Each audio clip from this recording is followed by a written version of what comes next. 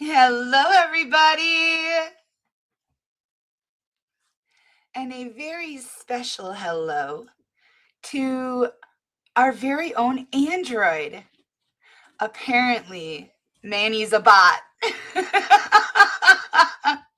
He's watching, but he can't participate in live chat for a couple of days. But he's here, and we all love him, don't we, Ava? Love you, Manny. Oh, what are we doing tonight? How about some duck rings?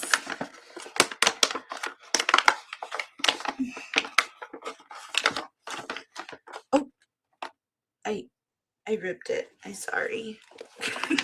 Still tastes good, huh?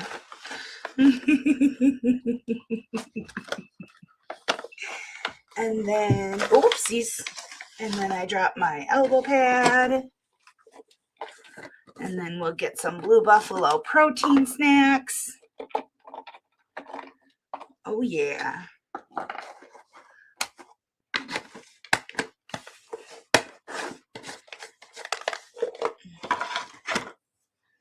Oh. She had a whole freeze-dried chicken heart earlier today because the kitties didn't want it. Earl ate his. Tiny Kitten didn't want hers. I met Tiny Kitten's mama. She ended up staying in the Coleman Hotel. The kitty shelter that I made out of a cooler, igloo cooler, I think it is, or Coleman, one of the two.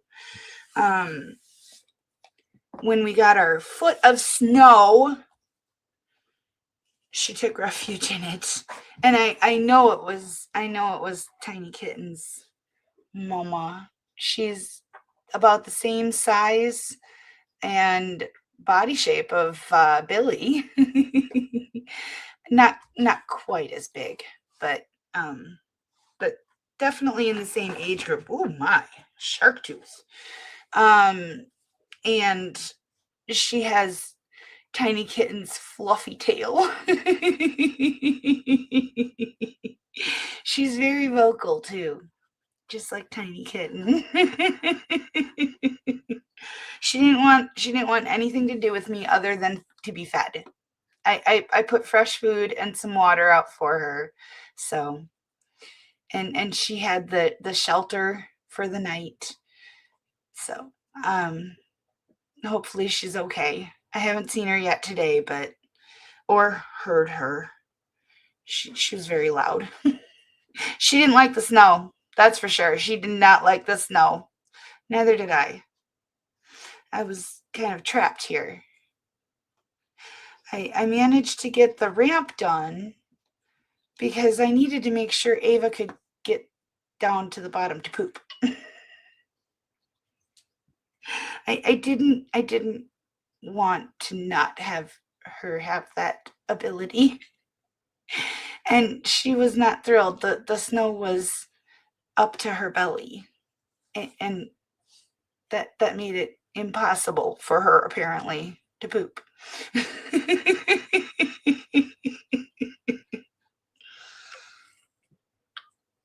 So the snowplow guy came today, this afternoon, and he said that his Toma guy quit. No notice. Just didn't show up to any of the 7 locations in this area. So the owner got calls. Are you going to show up today? He's like, what do you mean? Yeah. I was not one of those calls. I was just patiently waiting. But, I'm at the mercy of them. I couldn't even like order DoorDash or anything. Nothing, because there was a foot of snow up to my doorstep. All of them. So, yeah. It was grand. But we made it through. We made it through. Hello, Mortimer Duke. Hello, Nana Laura. Hello, Linda Applegate. Hello, C-Rex. I love you.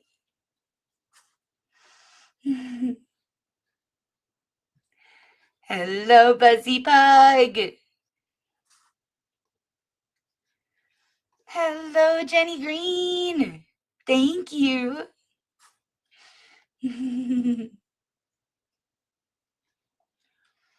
Hello, Donald Westerdale. Thank you, Joey Bag of Donuts. Thank you so much. Oh. Ava, say thank you. She's like, I'm here, aren't I?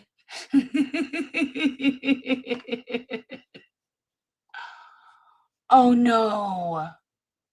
Hopefully they don't think you're a bot too. That's stupid. That's not fair at all.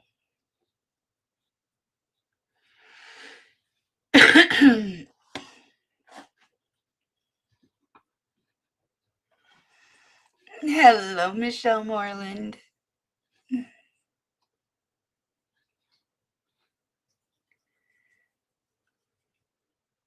Hello, Wire Mother.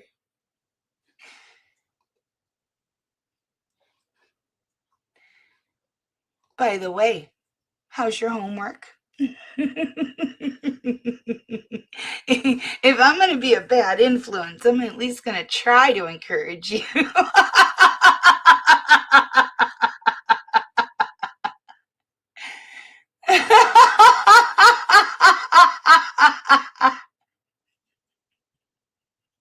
I like that one.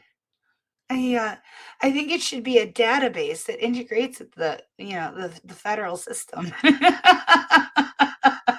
Well, it would have to be a global system, but you know what I mean.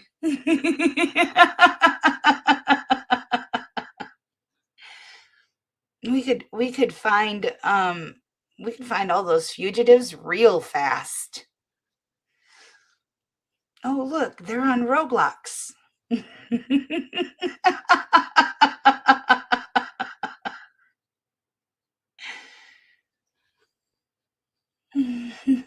Allegedly, of course. I need to say that part.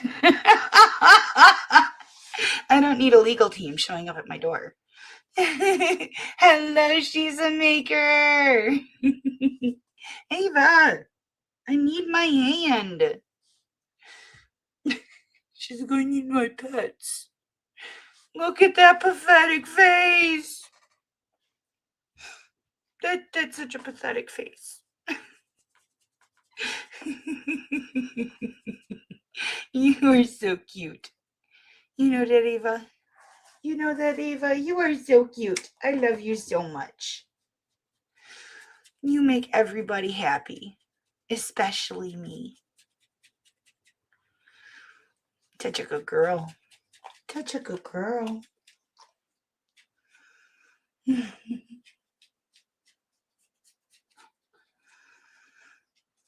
Hello, Alina and Carlin, honey.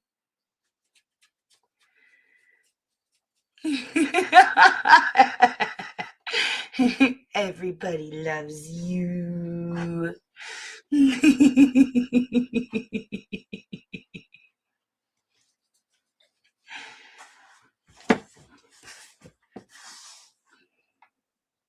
Hello, Spider-Man.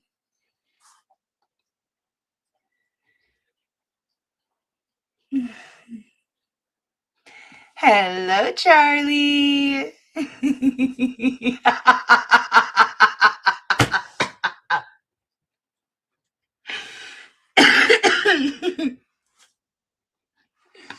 Oh, I love you and your straw man persona.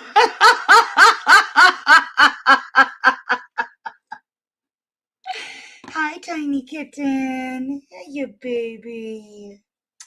How you doing? Oh, I love you. You are such a sweet, soft baby.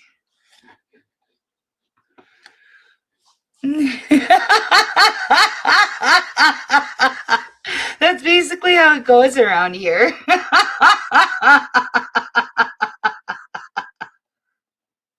Hello, Purple Kiv. Hello, Dark Zoomy. How's the Space King tonight? Have we pleased the Space King? Oh, I do. Don't let her fool you.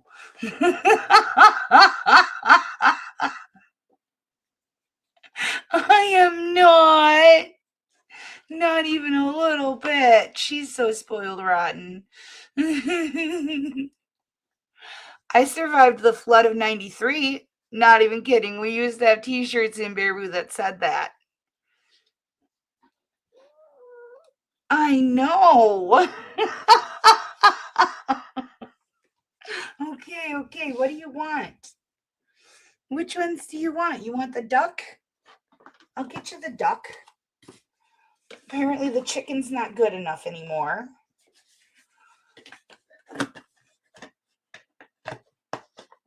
We got chicken, we got pumpkin, we got liver, and there's duck.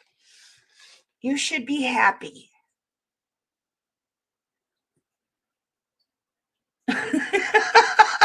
She doesn't look very happy. Hi, baby girl.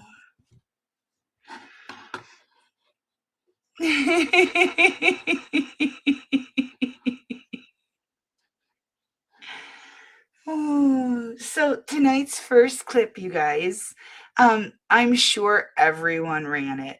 I wanted to go live with it immediately when I was watching it live. But alas, I had life to perform. But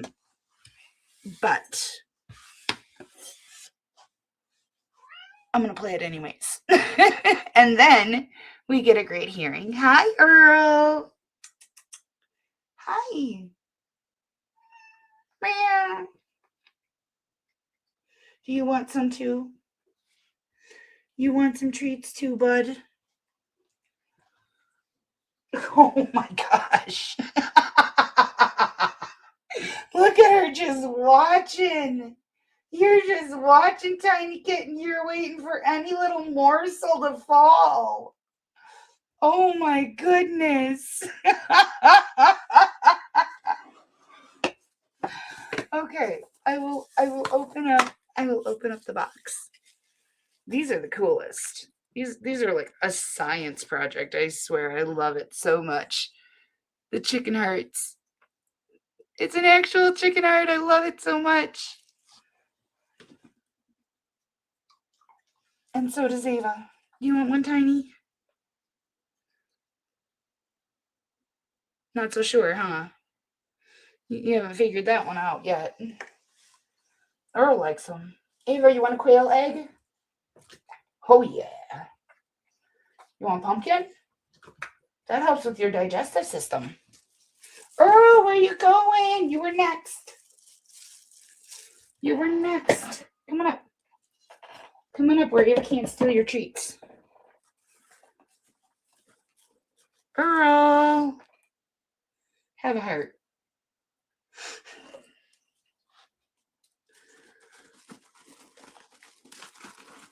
This box is mostly chicken. But the rest of the stuff is just opened up on the top because it came in separate baggies.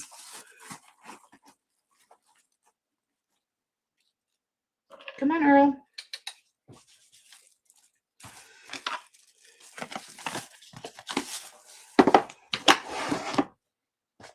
All right.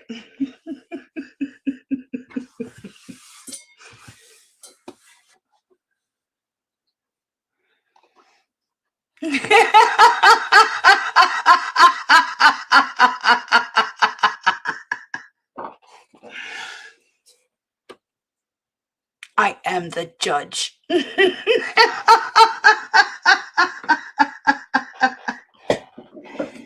Now, I have some questions to ask you.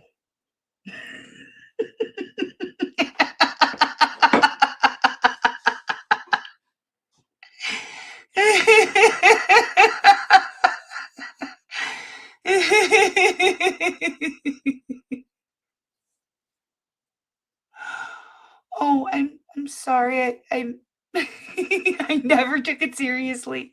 I love you so much.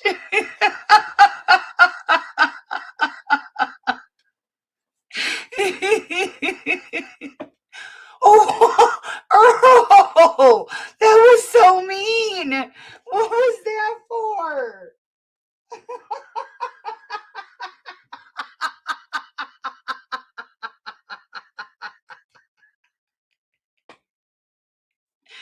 I saw that. He's like, oh, mom. No, you didn't.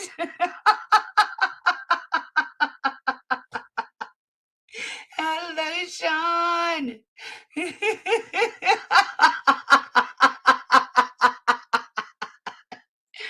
It's against community guidelines.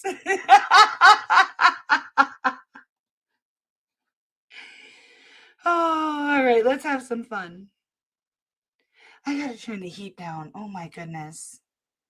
I can never get it just right.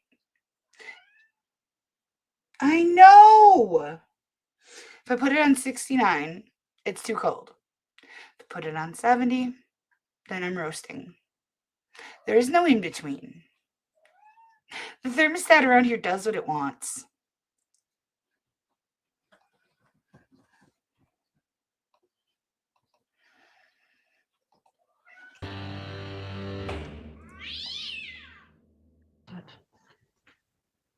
All right, we are on the record in the matter of Joanne Lindstedt versus David Solden, file 19-33536-SC. This is set for a status conference this morning. Initially, we thought Ms. Lindstedt had failed to appear, but she is here now in courtroom with me. We are here today, Ms. Lindstedt, for a petition for order limiting communication and contact with the court and staff filed by the county administrator. Have you received a copy of that?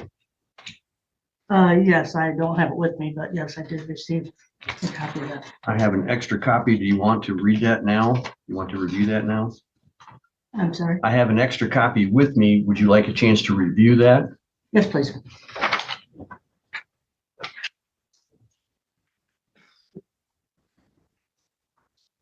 By the way, good morning, Your Honor. Good morning.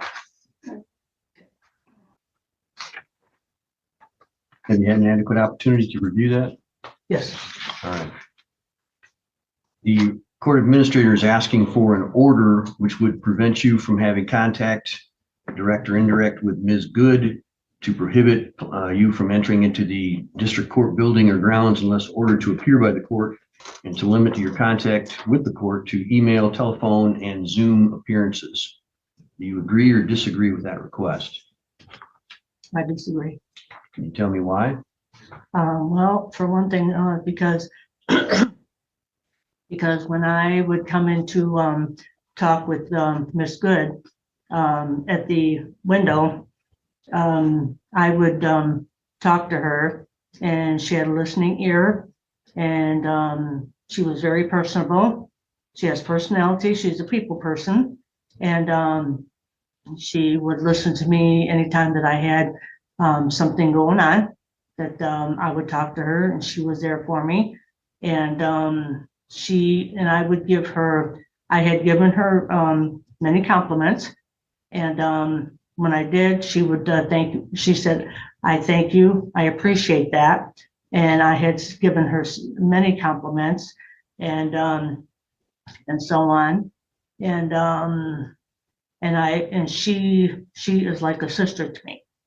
And do you recognize that that level of personal relationship made Ms. Good feel that was inappropriate and too familiar? You understand what that term means? I'm having a hard time trying to hear Do you understand that Ms. Good was not happy with that level of contact from you?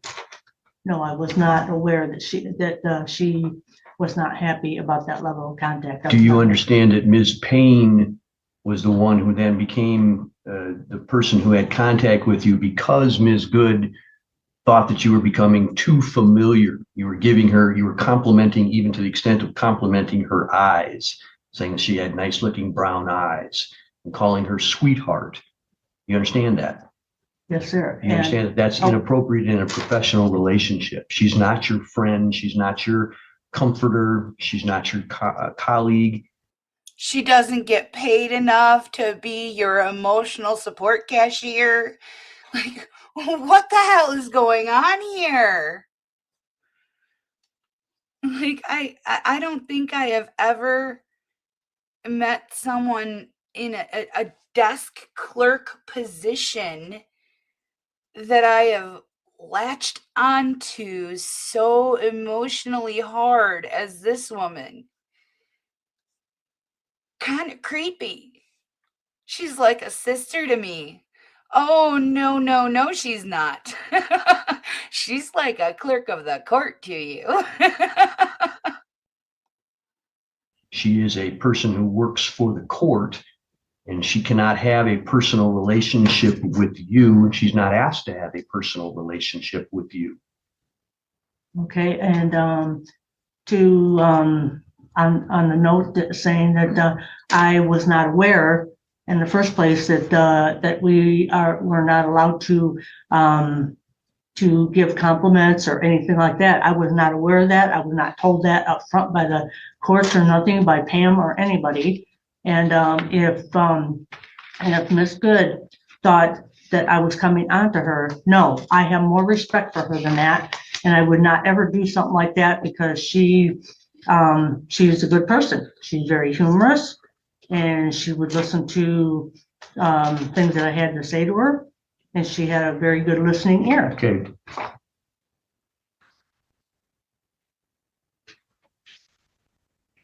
Why do you think Ms. Payne was used instead of Ms. Good to be involved in your case?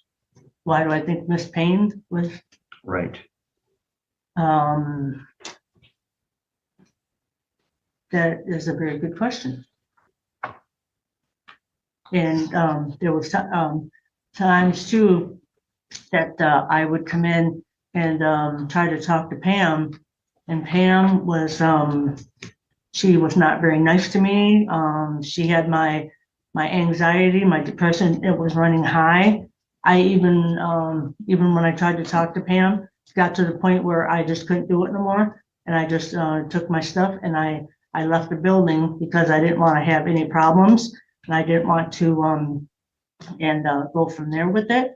So that's like the reason why that, and like I said, that Ashley had given me personal information about herself as well. And okay, Ms. Lindstedt, there is an email to you from the court administrator dated October 24th of 2025, in which you were informed that your comments to Ms. Good made her feel uncomfortable, and because of that, she would not be assisting you with court business going forward, and that Ms. Payne, the district court supervisor, would be assisting you. So you were given specific information about that. So you did know that that was the reason why Ms. Payne was on. And then when Ms. Payne attempted to assist you, you've made life difficult for her as well, coming in and making scenes in our lobby, coming into the district court grounds, driving your truck around your vehicle around at times when staff was leaving. We've had notices from people in the community that you're asking for pictures of staff and that you're making threats to staff, saying that you're going gunning for them. That is totally unacceptable behavior. So when she got told she was no longer allowed to have a personal relationship with the woman she considers her sister, Miss Good, she became totally unhinged? You don't say. how was I making threats to the staff? Your sister told a relative of one of our staff that you were gunning for one of our staff members. That was what? Gunning. I don't even know what that means. It sounds like a threat is what it sounds like. So that's why you're here today, because you're acting inappropriately to multiple members of my staff. I'm not threatening nobody, Your Honor. Good. I would not do that. I would never do that because I know that I can get myself in some serious trouble with that, and I would not ever threaten nobody. No way, shape, or form. Then No. why are you asking other members of the legal community for pictures of court staff members? Why am I asking others? Yes. I didn't know I was asked. I don't even know who I asked. You went to a law firm and asked the secretary there if you could get a picture of Ms. Good because your phone wouldn't work. I don't even recall that. If I did, I sure don't remember it. No, because in fact, and some of them, and I'm gonna put it out there because some of them are on Facebook. Let me make this very clear. The staff is here not to have a personal relationship with any member of the community as a result of their meetings with you here. They're here for professional duties only. Okay, I understand that. I won't do anything again, and just give me a chance to prove myself, and I'll go from there. Because I won't. We did that already when we sent you a notice saying don't have any inappropriate contact with Ms. Good, and then you were unable to have appropriate contact with Ms. Payne. That was us giving you a chance to show that you could do it, and you failed that opportunity. Can you give me another chance? I mean, I'm gonna try to do what I can and so on. I mean, I'm trying to be a better person, trying to do as I can and so on. I'm simply saying to you, ma'am, that your behavior has been inappropriate now to at least 2 staff members. And because of that, I'm going to enter an order that you have no communication or contact, direct or indirect, with Ms. Good. That you are prohibited from physical entry into the court and onto the court's grounds. That you be limited to contacting the court via email, telephone, and or Zoom. That you shall not communicate or behave towards court personnel in a manner that is invasive, personally invasive, assaultive, threatening, abusive, or intimidating. And this order will remain in effect even after your small claims court case is discontinued. Do you understand? Do you understand the court's order? Yes, Your Honor. And how long is this in effect for? It's an ongoing order, so there is no end date. So I can't have no contact with. You may have email, telephone, and Zoom contact with the court. I can't have any of that. You can have email, telephone, or Zoom contact with the court. So who are the 2 people that I can't have contact with?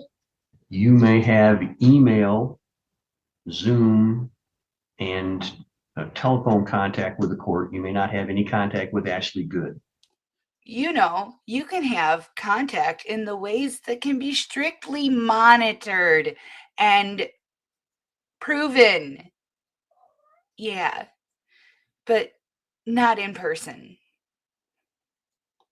That's the only one that you may not specifically and personally have contact with. Do you understand the court's order? All right, you're free to go, ma'am. Thank you very much. Morning, everybody. Can everyone hear me? Okay.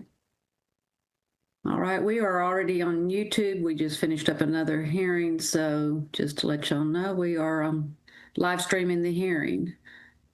The 10th District Court of Travis County is now in session. The Honorable Jessica Mangrum presiding. Good morning, everyone. Welcome to the 200th District Court. We're here in cause number AG 20-000574. And we're here on a motion to clarify, filed by Ms. Miller. Are there any preliminary matters? Or are we ready to go with any opening statements that we might have? I guess let's start with introductions. I'm Casey Miller. I was the respondent in this initial case. I am representing myself per se. I'm the one who filed the motion. Should I go ahead and tell you what I'm seeking the clarification on, or just the introduction? Just the introduction for now. Thank you. And then I'm Shannon Miller. I'm a petitioner, pro se. Okay. All right, you're the aunt? I am. Okay. And then Mr. Miller? Sam Miller, I'm uncle of Emerson. Okay. So no one has an attorney at this point in time? No, Okay. All right. And is this your witness in the courtroom, Ms. Miller? I didn't hear. Yes, Your Honor. Okay.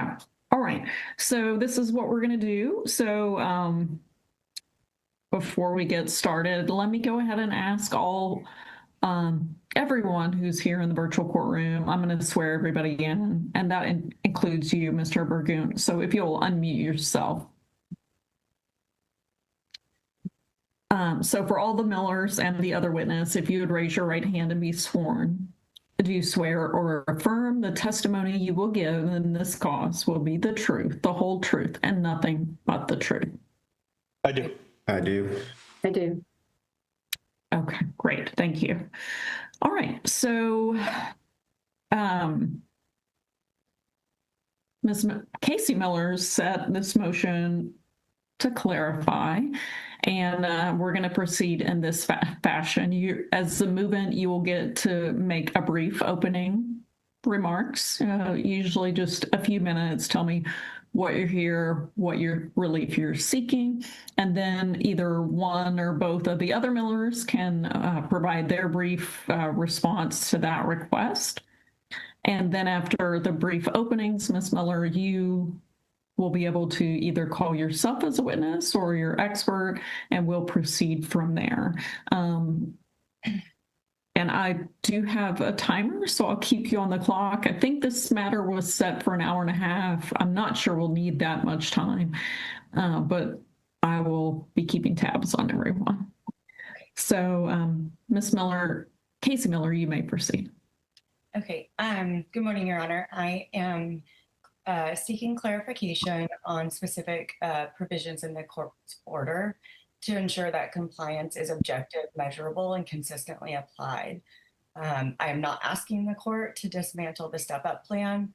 I am asking for clear interpretation of ambiguous terms that materially affect phase progression, with the 5 primary areas being the definition of dilute and testing, reasonable testing windows and access, clarification of ongoing SoberLink obligations, clarification of the 3 violations and 6 months provision, and determination of my current compliance status under clarified terms.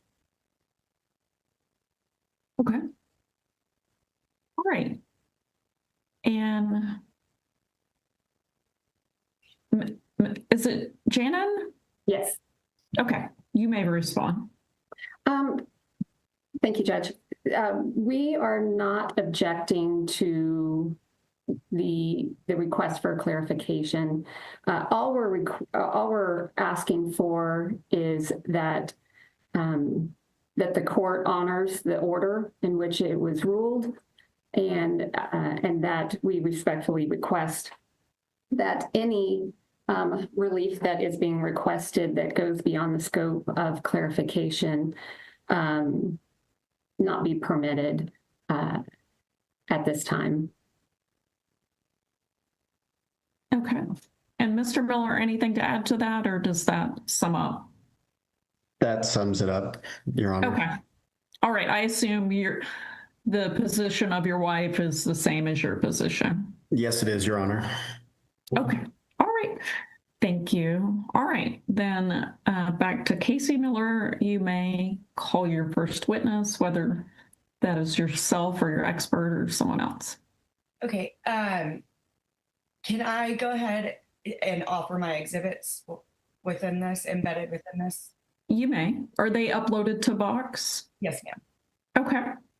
Just identify them by name and number. Okay. Just before I get Dr. Berg on to to be my witness. I just wanted to offer exhibit respondent R-001, the August 22nd, 2025 ruling and step up plan. Okay. Is there any objection to that? No, Your Honor. Okay. R1 is admitted. I would like to offer respondents exhibit R-004, the final order filed on October 8th, 2025. Any objection to that? No, Your Honor. It's admitted.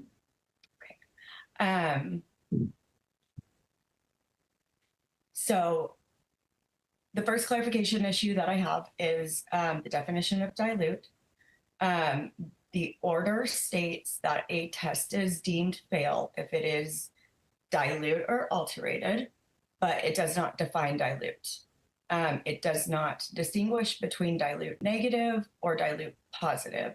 It does not state that every specimen labeled dilute automatically resets compliance. So to assist the court, I did retain Dr. Lyle Bergan, a forensic pharmacologist and toxologist, and I would like to offer respondents exhibit R-016, Dr. Bergan's curriculum vitae, and there's no objection to that. I would like to call my witness. Okay. R6 was offered as an exhibit. Any objection to that? R16, sorry. Oh, I'm sorry. R16.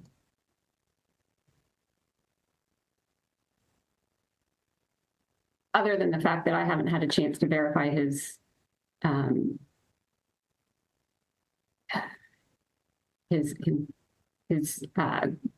history and his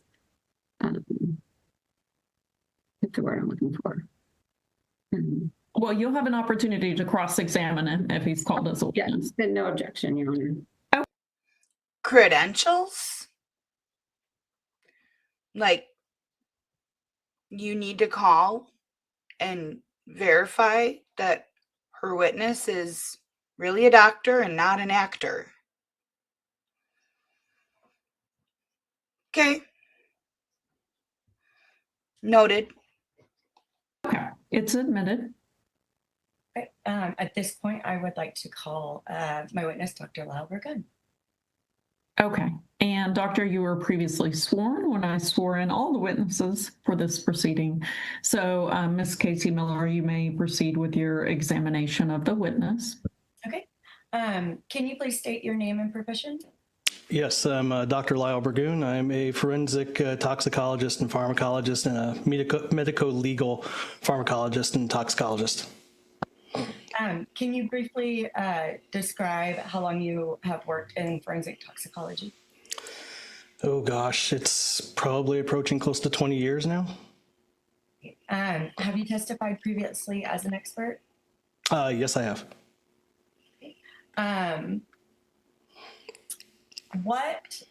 Were you asked to review my alcohol testing, medical history, and UA and drug screenings in connection with this hearing? Yes, I have. And what materials did you review? So I have your SoberLink results. I have the PEth test, the phosphatidylethanol blood test. And then there's 1, 2, 3, 4, 5, 6, I believe, your analyses starting from 18 October 2025 through January 20th, 2026. Oh yeah, you have to pay expert witnesses. For my specialist to provide a letter to my attorney cost $1,000 to provide a letter stating what my condition was with my spine from the accident. And it wasn't a very detailed letter either. We actually had to get another letter from him because his first one was really not that great. Your Honor, I'd like to offer Respondents Exhibit 015, Dr. Bergan's memorandum report dated February 18th, 2026. Any objection to that? Your Honor, I haven't seen any of the exhibits. I've just seen a list of them. I don't have access to a box.com or the Dropbox. They were posted. They are in the box as of yesterday. Okay, Your Honor, I did not receive a link to the box.com link. Okay, you still don't have a link? Everybody should have received if your email address is on file. It is on file. The last email I have, and I'll have my husband see if he can find it, was Miss Casey Miller requesting a link from Miss Pam Seeger. Miss Janice sent a link yesterday after I responded to that. Yes, I think the problem is that your attorney's email is still on file with the court. I don't see, did your attorney actually withdraw from the case? She's still listed, so. She should have, I know. Yes, should have. With the Attorney General. She is, okay, Your Honor, I just received it from Janice. Okay. All right, well, so when a relationship with the lawyer ends, you've got to ensure that your email address is on file with the court. And honestly, the attorney should have withdrawn and should have provided that information to the court. I don't see that that was done. So anyway, I apologize, but it sounds like you have the access now.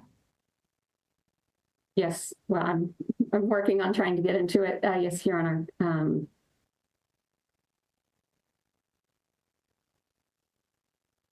Okay, I mean, without seeing his memo, I guess there's no objection. Okay, it's admitted. Dr. Vergon, in forensic toxicology, what does the term dilute mean? So the term dilute is typically used when we have a urine sample that has a low level of creatinine, but is still measurable. And then also we have a low specific gravity, which means that it's specific gravity is the amount of salts basically within the urine. And so if that's a little bit low and the creatinine is low, then it'll come back as a dilute. Is there a specific distinction between a dilute negative specimen and an adulterated specimen? Yes. So for an adulterated specimen, we would have to see some kind, we either have to have the collectors see physically evidence of an adulteration, such as they actually saw somebody pouring water in. They may have seen somebody try to switch samples. Adulteration is a pretty high bar to prove. You actually have to see it. Chemically, it's very difficult for us to say that something's been adulterated unless, for instance, a male gives a sample, a urine sample, and then we measure for what's called HCGH, which is human chorionic gonadotropin, which is a hormone that's only produced in pregnant women. So when we see a male with a pregnancy hormone, we pretty well know it's adulterated at that point because it's clearly not their urine. Otherwise, it's generally pretty hard to prove adulteration, so unless we have those kinds of facts. Does a dilute negative specimen indicate alcohol consumption or illegal substance use? No, and we prefer to call it a dilute and negative because you can have a dilute and positive. And so when it's dilute and negative, we don't automatically assume that it's actually adulterated or anything else. It could just be, you could be dilute for any number of reasons. When I was at the Army and I had a top secret clearance, I routinely got urine tested. And when I was out in the field, hot day in Mississippi, and then I drink a lot, when I get back to the hotel at night, my next, urinalysis is going to come back probably pretty dilute, and typically it did. And so I'd have a dilutant negative as a result because I drank so much water the night before, or maybe that day before the urinalysis, I drank a bunch of water. Thank you so much. Are there nationally recognized forensic standards governing dilute results? There is actually, yes. The Department of Transportation, which runs one of the largest drug testing programs in the country, they test every single truck driver.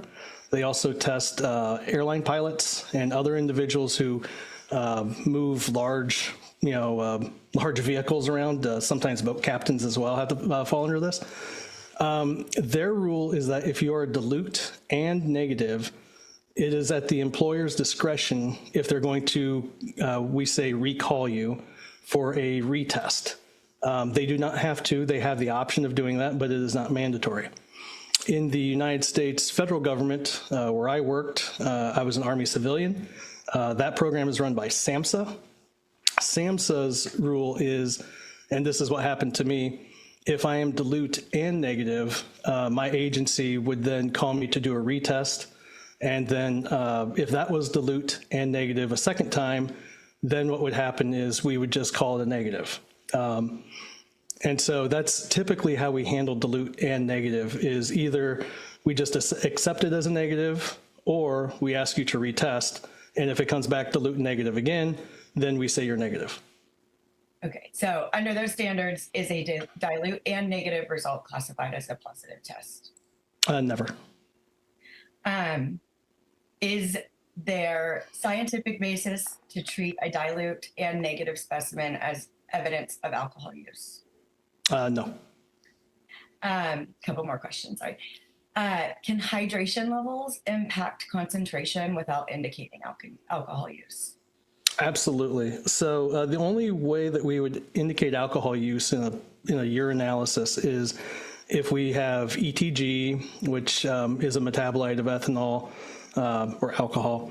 PEth, we can do PEth in urine as well, or if we actually measure ethanol in the urine. Those are the only really 3 accepted ways that we're going to say that you had ethanol in your system. If your urinalysis comes back negative, even if it's dilute, we still call it a negative. Thank you. If someone increases fluid intake to comply quickly with a short testing window, could that increase the likelihood of dilution? So it depends. There's a lot of, like, if you go on Reddit today, you'll see a lot of people saying, oh, I just used a bunch of meth and I want my urinalysis to come back clean. Can I down a bunch of water? And the answer is, it depends. It takes a while for water to make it through your system, to go through the kidneys and then go and be excreted out into your urine. Whether or not that's actually going to lead to an actual dilution is kind of up in the air. It depends on how long it is between the time you ingest the water and the time that your urinalysis is taken. So generally speaking, that's a horrible, horrible idea that no one should go to Reddit for drug testing advice. But it generally doesn't work out well for people because you won't be dilute enough. Because it takes longer than most people think for water to actually get through the kidneys. Is dilution by itself proof of alcohol use? No, it is not. And did you review my PEth test? I did, yes. What is the detection window for PEth? Detection window of PEth generally in the literature can be as long as 30 days. I've actually seen detection with PEth be closer to 4 months in very heavy drinkers. So it all depends, but it can be as long as 30 days. And did any of the PEth results indicate alcohol consumption? No, they did not. Your Honor, I'd like to offer respondent 003 PEth test results, September 20th, 2025. Excuse me. Any objection to respondents 3? It's admitted. Okay. Dr. Bergan, did my hair testing indicate alcohol use or illegal substances? No, it did not. Okay. Your Honor, I'd like to offer R-006 hair follicle test, October 25th, 2025, negative. Any objection? No, Your Honor. It's admitted. Thank you. Did you review my SoberLink logs? Yes. Your Honor, I would like to offer R-008 SoberLink compliance logs. Any objection? No, Your Honor. It's admitted. Were there any positive breath alcohol readings, Dr. Burgon? There were not. I would like to offer R-009 UA November 19th, 2025, negative. Any objection? No, Your Honor. It's admitted. Sorry, I didn't mean to catch up. R-012 UA January 20th, 2026, negative. Any objection to that exhibit? It's admitted. R-005 UA October 18th, 2025, dilute and negative. Any objection to that one?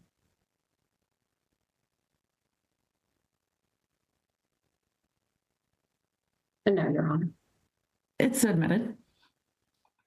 Are you related to Janahan? Jeez.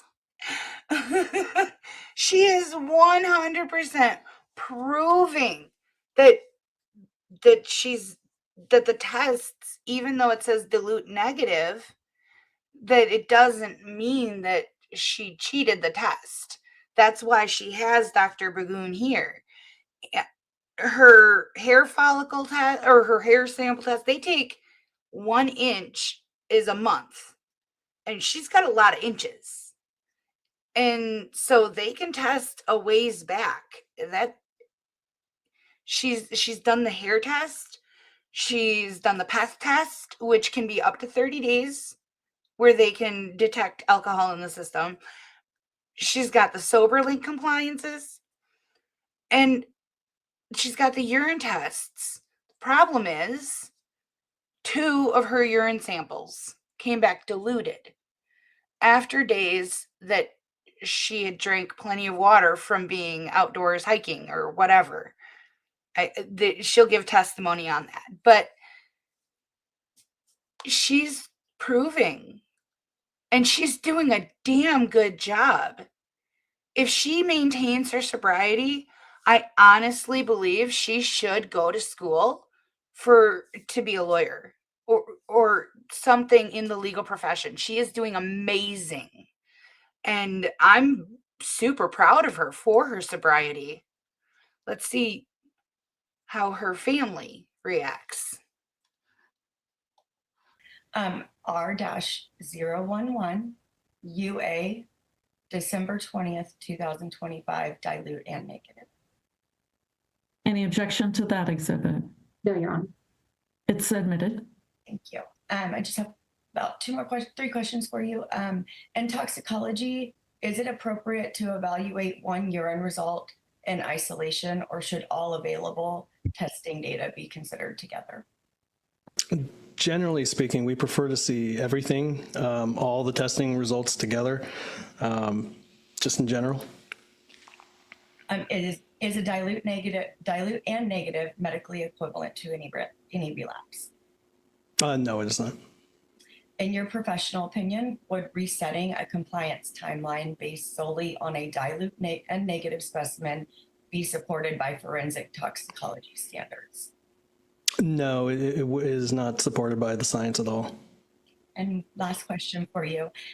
Based on your review of all testing modalities, did you find any scientific evidence that I consumed alcohol or illicit substances during the compliance period since the order was finalized, or the final order was given? All the test results I examined had no evidence of alcohol use or misuse or even other illicit drugs. Thank you so much, Dr. Burgon. Got no further questions. Okay. Ms. Janine Miller, do you have questions? I do, Your Honor. You may proceed. Okay. Is it Burgon? Yes. Okay, Mr. Burgon, I do have a couple questions. I think she said it was Dr. I'm sorry, Dr. Burgon. My apologies. Were you present during the collections for Miss Casey Miller's UA test results? Or test No. collections? Okay. And do you have any knowledge if those collections were monitored or not? I'd have to go back and look and see. Typically, it will say if it was how it was monitored. Okay. And are you familiar with Casey's historical pattern of diluted and missed tests from CPS records and from this case since inception? No, I am only aware of the information that I reviewed for my report.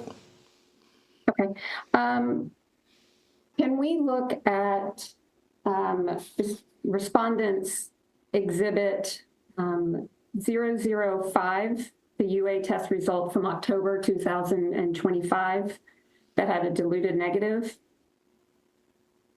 and compare that to, that's R005, and compare that to respondents exhibit R009, the UA result from November 25th, 2025? Consideration and October 8th is the date the final order was signed, I believe. Well, it's 50 pages, so that's correct. let me find where I actually signed it on October 8th. Yes. Yes. So the issues that we have talked about that happened before then, those are not considered in the compliance reset phase. I'm sorry, say that one more time. The alleged violations from that period of when the final ruling was out to the final order being signed on October 8th, any tests or anything that happened or a missed test, those are not taken into consideration as a violation that would result in loss of unsupervised visitation. Well, you did have a prior agreed temporary order in place, so I don't know. I believe there were some testing requirements of that. So there was an order entered in May of 2025. That order would have governed everything up until the order that I entered in October. But I think that one was substantially different. I don't think it had quite the phasing and the requirements. It's an 8-page order, for instance, not a 50-page order. So this specific term, the 3 violations of any kind in a 6-month will result in the loss of unsupervised visitations until at least 6 months of consecutive compliance are demonstrated. That was not in the other order. Okay.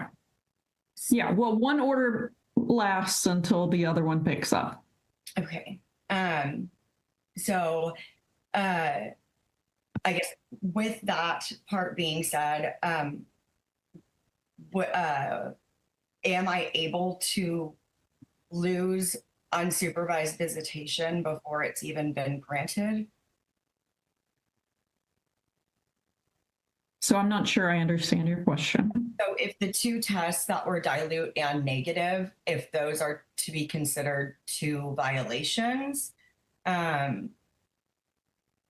if I were to have one more violation, does that mean that I'm automatically reset to phase 0, and now instead of the 90 days that I have to get to phase 1, is it now 180 days that I would have to get to phase 1?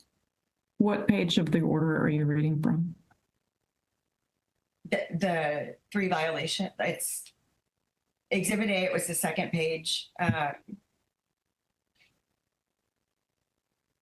It's under. Are you looking at the final order or something else?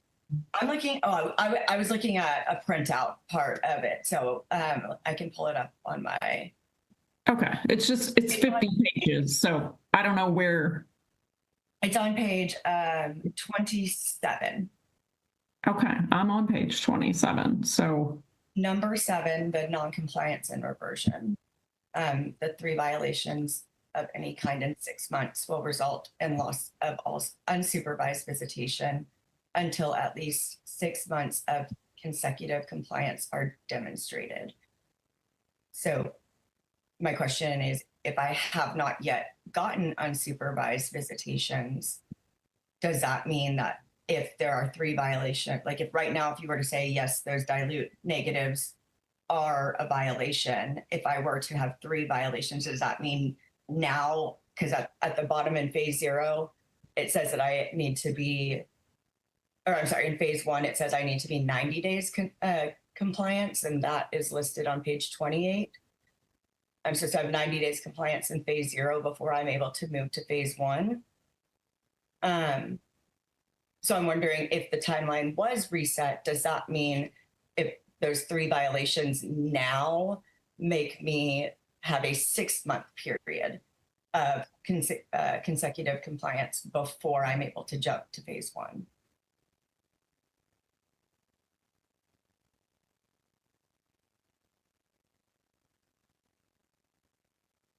Yeah, so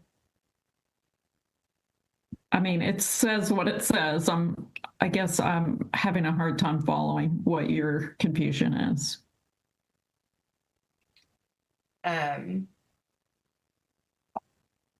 Your Honor, can I try and see if I can help clarify the question? Okay, so as it stands right now, in order for Casey to transition from phase 0 to phase 1, she has to have, I think it's 3 months, 90 days of consecutive compliance. If the court order states that if she has 3 violations of any condition within 6 months, which I would like a chance to speak on that, it will revert from 90 days to 180 days if she has 3 violations in a period of 6 months.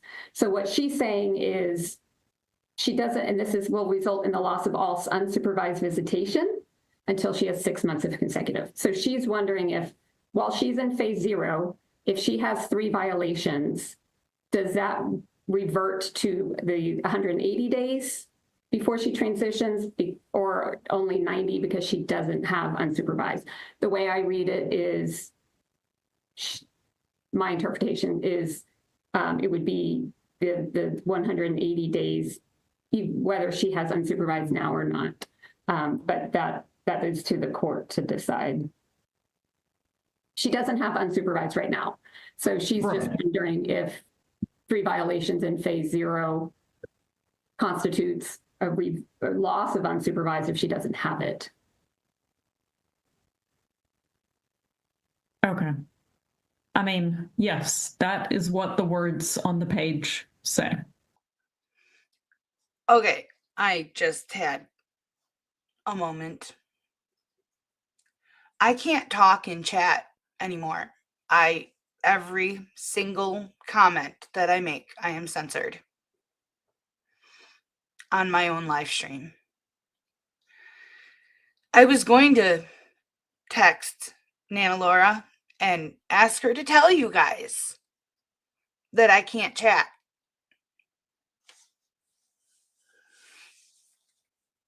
For a moment, I forgot that I had other powers.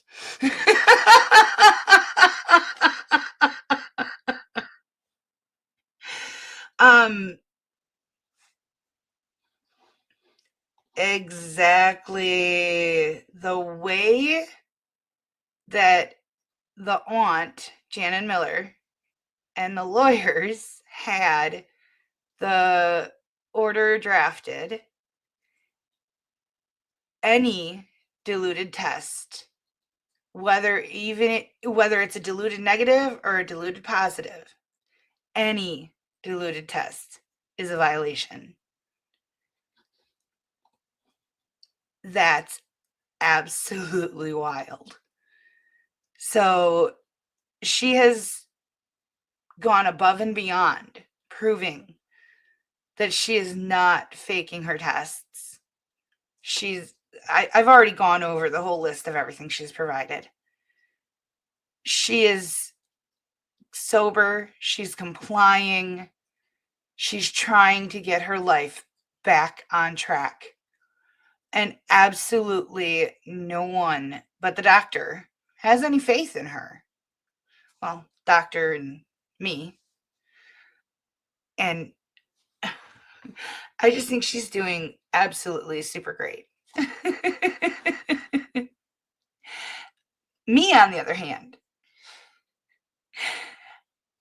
I can't talk in my own chat. I'm going to have a word with YouTube. 3 violations of any condition in 6 months will result in a loss of all unsupervised visitation until at least 6 months of consecutive compliance are demonstrated.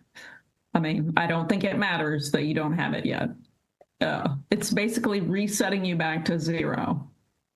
Your Honor, one of the clarification points that I had was if she has more than 3 within that 6 month period of time, how does that continue to reset? If she has a 4th, does that reset back to 0 for the 6-month clock and just continue until she's consecutive compliance of 60 or 6 months? If there's more than 3, does it just reset every time? Is that the situation that we're dealing with? It might be, Your Honor. I haven't had a chance to speak to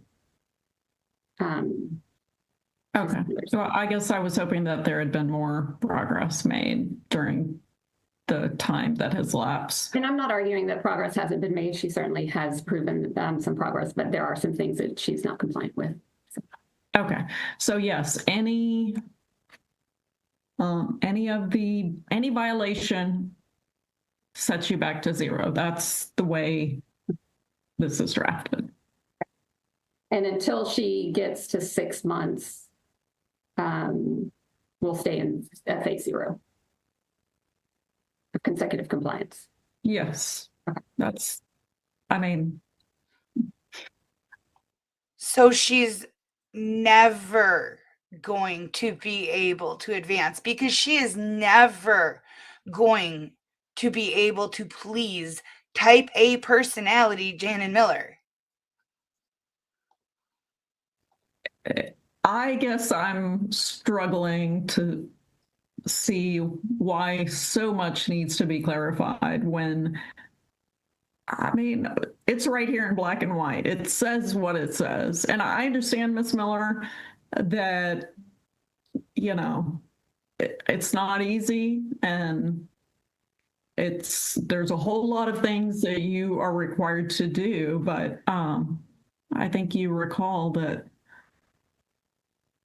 there are reasons why we're here, and these things have just been put in place to protect the child involved. And so until a lot of progress is made, I mean, this is the final order we're dealing with. So, okay, any other clarifications that need to be had? I guess I would like to determine my compliance status where I am now. Okay, I don't think that is set for hearing today. I mean, what is set for hearing today is a motion to clarify the order that was put in place. It is apparent to me that there is kind of an ongoing conflict between the parties over a multitude of issues as they relate to the alcohol testing.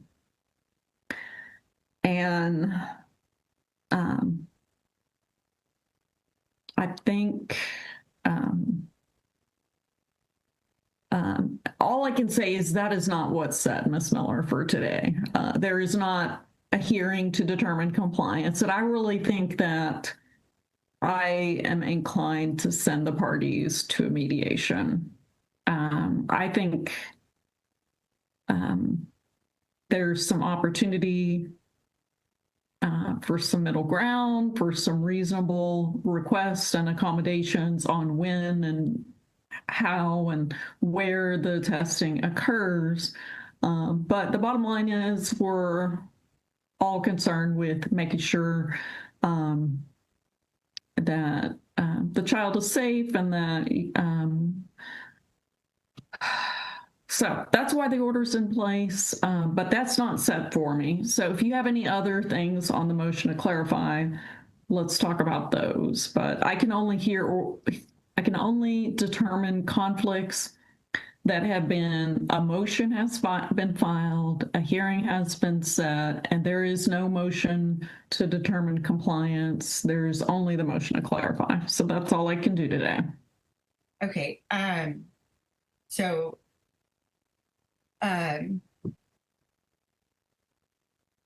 with the, I guess really then my main thing that I would appreciate clarification on, is, given, Dr. Rugon's, testimony as far as what forensic science is behind a dilute and negative test, what the exact, does that mean for failed test number 2 let me go back.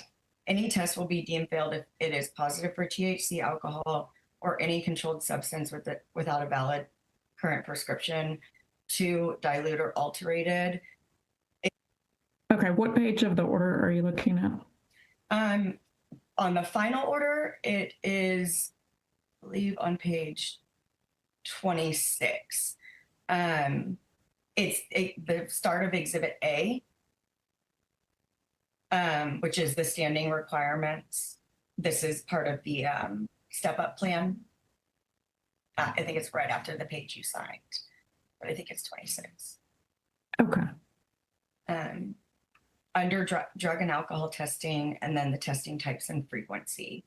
And the question is what? So it says phase 0 only, sober link requirements. And then it says the requirements that I have to do level 2 daily testing and mandatory tests 3 times a day. And I guess what I was interpreting from that was during phase 0 only is when I'm having to submit to SoberLink. And after phase 0, I then am just submitting to UAs and other requested drug tests. So I guess I'm asking if SoberLink is something that I do not have to do any longer once I have reached my unsupervised visitation, or if that's something that it continues. Give me just a moment. No problem. Like I said, I was just confused by what that means.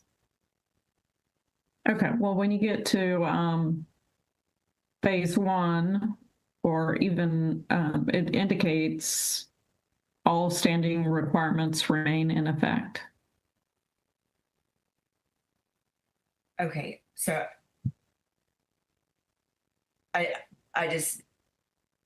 so what does phase 0 only SoberLink requirements mean? Because it sounds like that's only supposed to happen during phase 0. Your Honor, may I? Yes, that's fine. I'd like to have Sam confirm, but I think that we would be okay that when Ms. Casey Miller moves to phase 1, we would be okay with the SoberLink requirement being dismissed. If she reverts back to phase 0, I would ask that it be re-implemented. But I also would ask that we still have the right to request the PET test at least once a month. Okay, Mr. Miller, do you want to just confirm what your wife said? Yeah, I'm okay with that, Your Honor. I confirm. Okay. I think that makes sense to me. Casey Miller, do you want to weigh in on that? I am happy and I appreciate their willingness to do that. As a PET test is $299 a month and SoberLink's $229 a month. So if I could get rid of one of those costs, but still be held accountable for the same testing without the duplicity of. Okay. So it sounds like we're in agreement that the SoberLink will be only for periods when you're in phase 0. And if you get to phase 1, the SoberLink would be dropped, but the ability of the Millers to request 1 PET test per month would be still an option that they had available. I think Lyle is really on her side.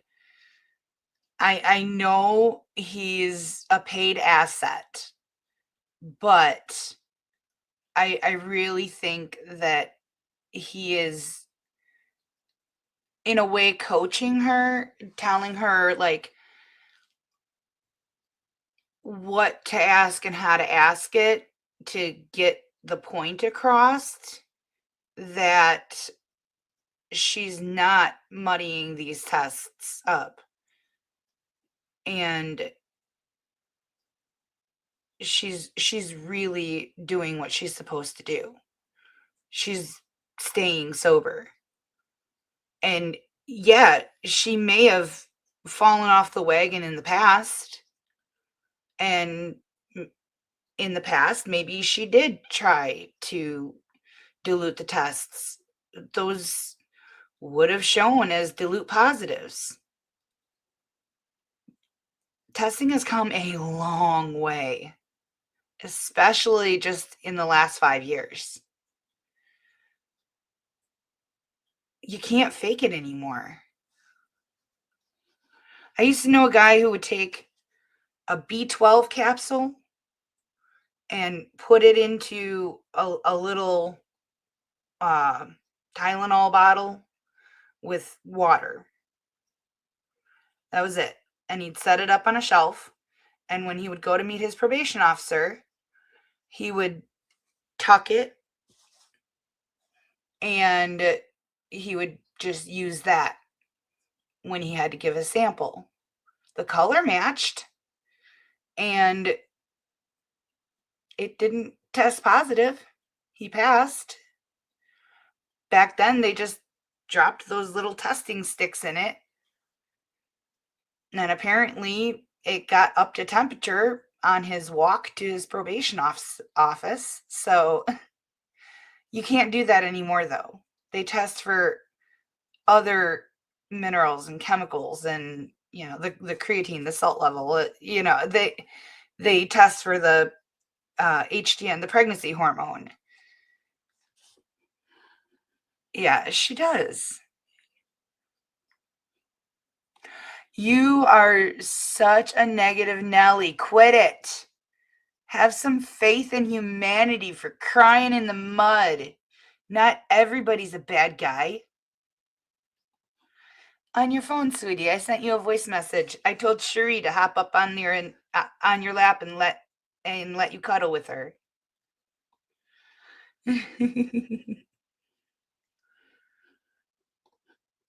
Yeah. That's crazy. We hear a lot of excuses, a lot of them. But I think that the aunt and uncle of Casey's child, I don't know whether it's on the father's side or on, I mean, I guess it would be Casey's side because they're all Millers, unless that's a married name. I think that more Janin than Sam really are just so convinced that Casey's going to fail that they're not willing to allow her to succeed. Yes, ma'am, I am okay with that. Okay. And what, are there any other items that you believe need to be clarified? On the next page, under 7, non-compliance and reversion, it says 3 violations of any condition in 6 months will result in loss of all unsupervised visitation until at least 6 months of consecutive compliance is demonstrated. I wanted to seek clarification regarding that provision.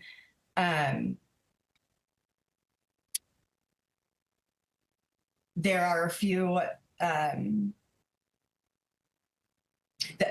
me get the main question I have within that is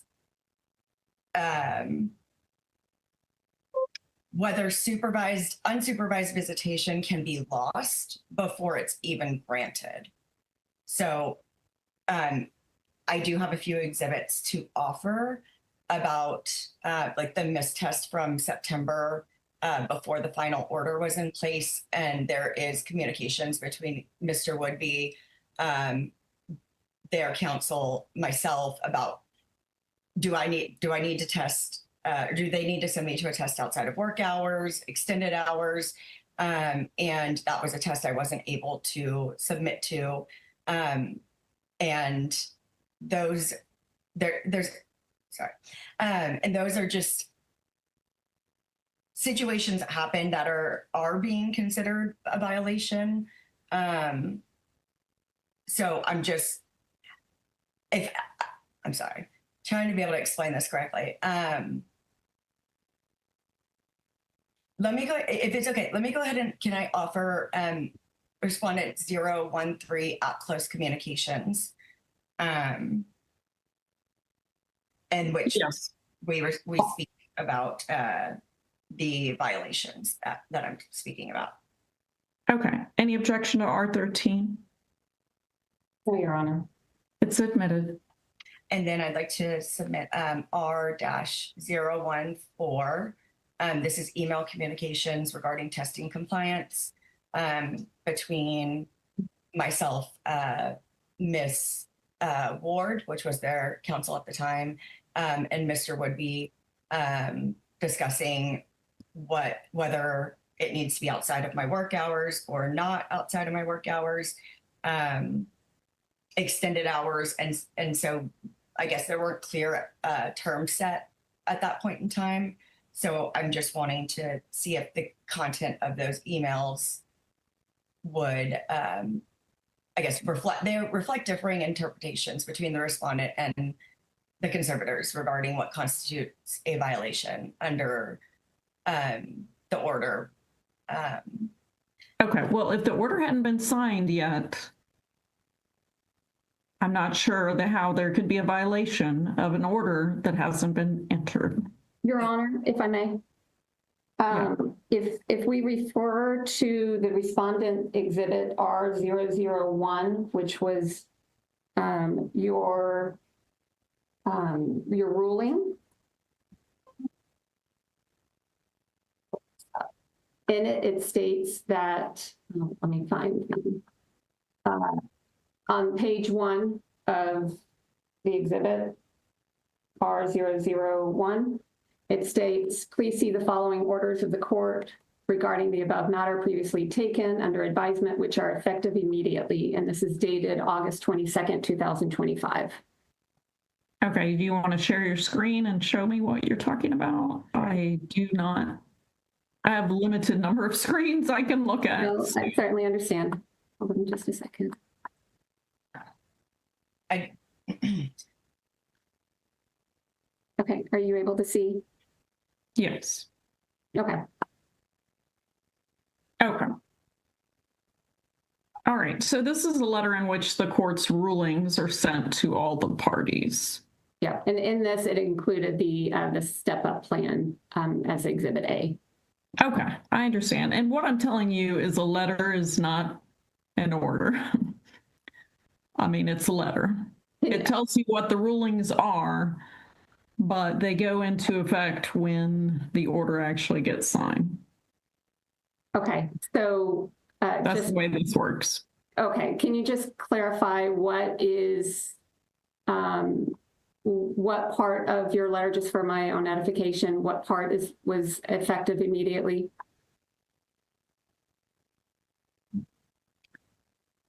So these are the rulings of the court. That is a misstatement. Nothing is effective until the order is actually signed. However, I mean, yes, it is the court telling you that this is what's coming forward, but until the order is actually entered, there is nothing to enforce, I guess, is what I would say. Orders are enforced, letters are not. Letters, just a communication from the court that says what the rulings are going to be, and they have to be memorialized in an actual order before the parties are really subject to them.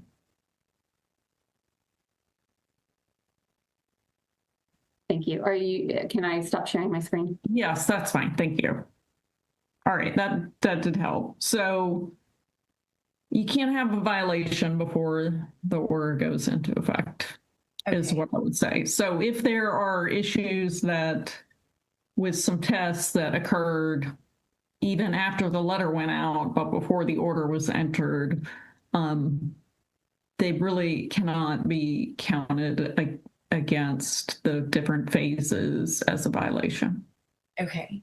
And because I do want to also note that on the final order in that exact same area, it does say, and I guess this is from the back and forth between, where I'm supposed to submit tests to, it did add in a line that said requests shall be made with appropriate deference to Casey's employment schedule with preference for testing locations that provide extended hours. Sam and Jan and Miller shall make a good faith effort to request testing at times that do not make conflict with Casey's employment. So I'm guessing that's why that was added on there. So any alleged violation from before October, like it was 18th, are not taken into consideration.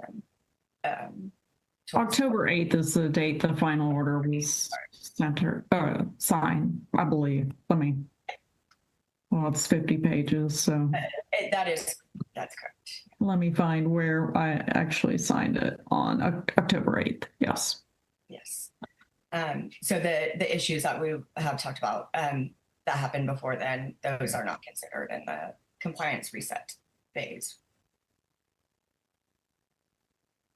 I'm sorry, say that one more time. The alleged violations from that period of when the final ruling was out to the final order being signed on October 8th, any tests or anything that happened or a missed test, those are not taken into consideration as a violation that would result in loss of unsupervised visitation. Well, you did have a prior agreed temporary order in place, so I don't know. I believe there were some testing requirements of that. So there was an order entered in May of 2025. That order would have governed everything up until the order that I entered in October. But I think that one was substantially different. I don't think it had quite the phasing and the requirements. It's an 8-page order, for instance, not a 50-page order. So this specific term, the 3 violations of any kind in a 6-month will result in the loss of unsupervised visitations until at least 6 months of consecutive compliance are demonstrated. That was not in the other order. Okay. Yeah, well, one order lasts until the other one picks up. Okay. So I guess with that part being said, am I able to lose unsupervised visitation before it's even been granted? So I'm not sure I understand your question. So if the 2 tests that were dilute and negative, if those are to be considered 2 violations, if I were to have one more violation, does that mean that I'm automatically reset to phase 0, and now instead of the 90 days that I have to get to phase 1, is it now 180 days that I would have to get to phase 1? What page of the order are you reading from? The 3 violation, it's Exhibit A, it was the 2nd page. It's under. Are you looking at the final order or something else? I'm looking, I was looking at a printout part of it. So I can pull it up on my. Okay, it's 50 pages. So I don't know where. It's on page 27. Okay, I'm on page 27. So number 7, the non-compliance and reversion. The 3 violations of any kind in 6 months will result in loss of all unsupervised visitation until at least 6 months of consecutive compliance are demonstrated.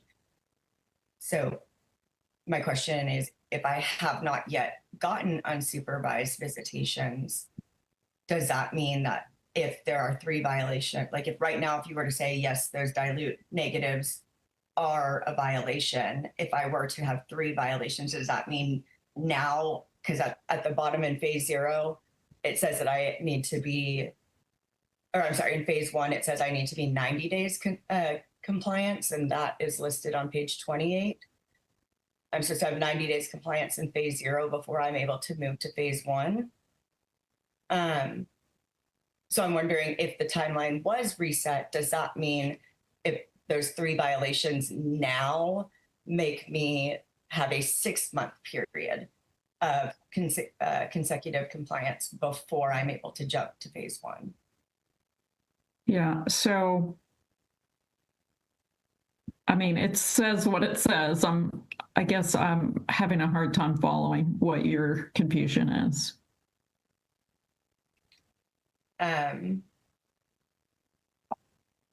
Your Honor, can I try and see if I can help clarify the question? Okay, so So this is somehow in the exporting process, and I apologize, guys. I'm still getting used to the software, but it duplicated this. This was the part that their mouths, the audio and visual, were out of sync. And now it's in sync. I don't know why it duplicated it. I'm sorry. But I guess we're getting to watch this part again.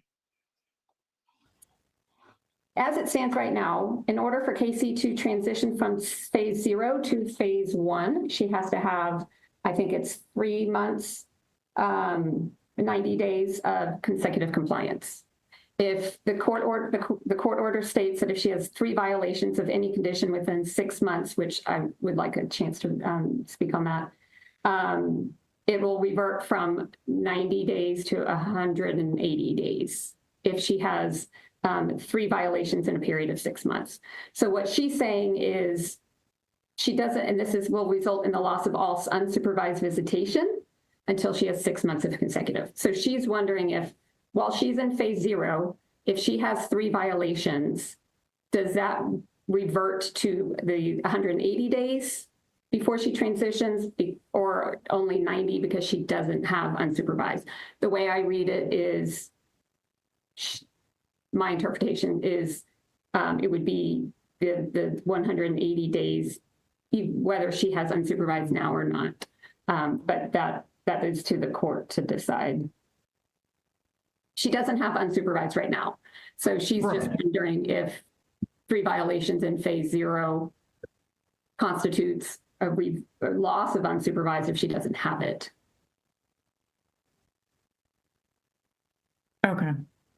I mean, yes, that is what the words on the page say. 3 violations of any condition in 6 months will result in a loss of all unsupervised visitation until at least 6 months of consecutive compliance are demonstrated. And it also says that any dilute tests, any, are considered a violation.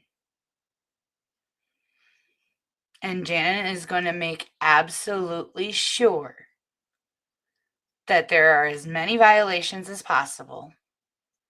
I mean, I don't think it matters that you don't have it yet. It's basically resetting you back to 0.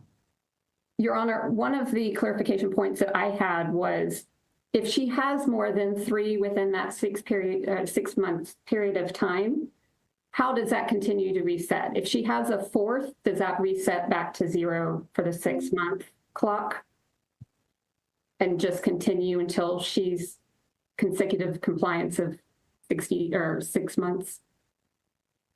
If there's more than 3, does it just reset every time? Is that the situation that we're dealing with? It might be, Your Honor. I haven't had a chance to speak to Okay, so I guess I was hoping that there had been more progress made during the time that has lapsed. And I'm not arguing that progress hasn't been made. She certainly has proven some progress, but there are some things that she's not compliant with. Okay, so yes, any violation sets you back to 0. That's the way this is drafted. And until she gets to 6 months, we'll stay at phase 0 of consecutive compliance. Yes, that's, I mean, I guess I'm struggling to see why so much needs to be clarified when, I mean, it's right here in black and white. It says what it says. And I understand, Ms. Miller, that, you know, it's not easy, and there's a whole lot of things that you are required to do, but I think you recall that there are reasons why we're here, and these things have just been put in place to protect the child involved. And so until a lot of progress is made, I mean, this is the final order we're dealing with. So, okay, any other clarifications that need to be had? I guess I'd like to determine my compliance status where I am now. Okay, I don't think that is set for hearing today. I mean, what is set for hearing today is a motion to clarify the order that was put in place. It is apparent to me that there is kind of an ongoing conflict between the parties over a multitude of issues as they relate to the alcohol testing. And I think all I can say is that is not what's set, Ms. Miller, for today. There is not a hearing to determine compliance, and I really think that I am inclined to send the parties to a mediation. I think there's some opportunity for some middle ground, for some reasonable requests and accommodations on when and how and where the testing occurs. But the bottom line is we're all concerned with making sure that the child is safe, and that so that's why the order's in place, but that's not set for me. So if you have any other things on the motion to clarify, let's talk about those. But I can only determine conflicts that have been, a motion has been filed, a hearing has been set, and there is no motion to determine compliance. There's only the motion to clarify. So that's all I can do today. Okay. So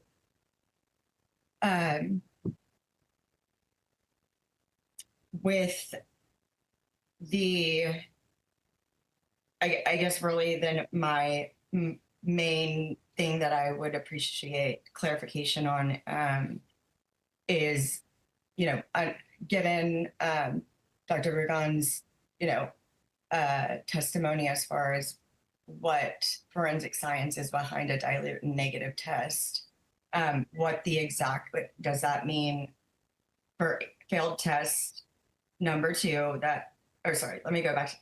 Any test will be deemed failed if it is positive for THC, alcohol, or any controlled substance without a valid current prescription. 2, dilute or alterated.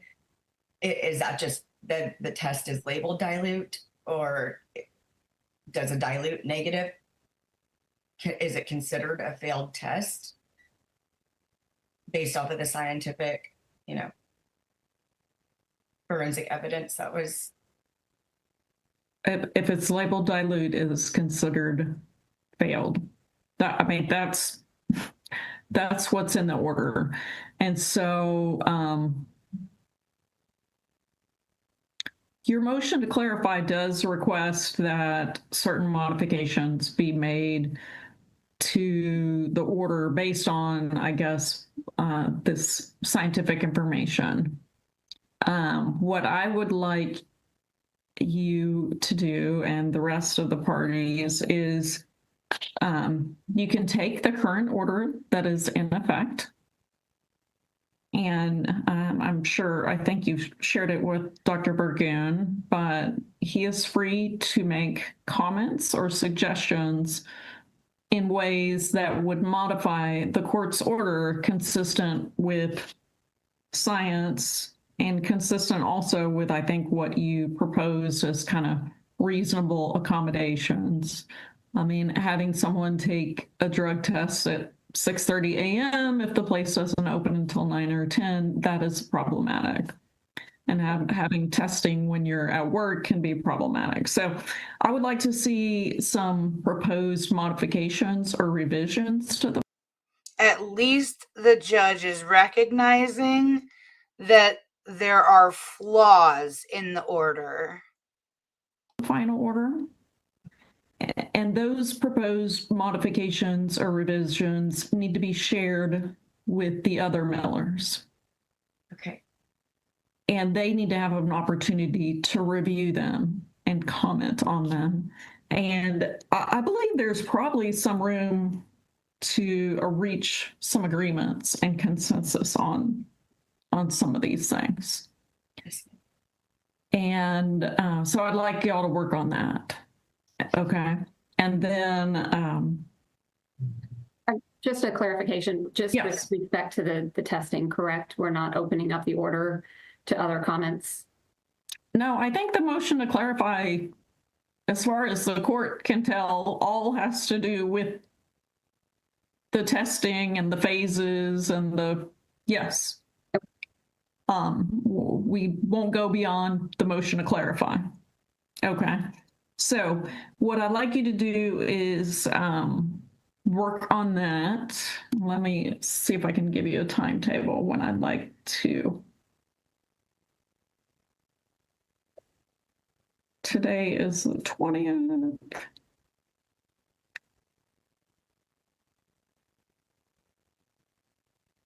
So Ms. Casey Miller, if you, by next Friday, the 27th, could have prepared, and I'm not looking for a total rewrite. I'm just looking for modifications that address the issues of concern that we've talked about today, as far as the scientific testing and results and those types of things.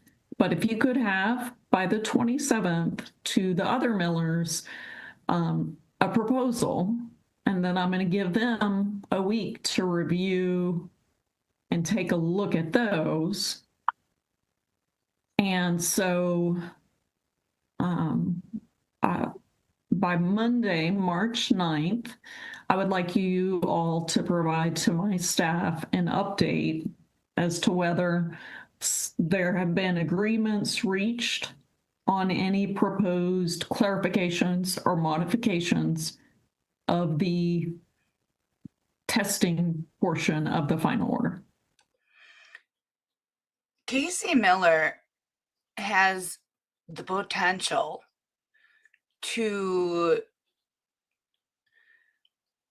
completely change the standard of orders, the precedent that's set for compliance for probationers.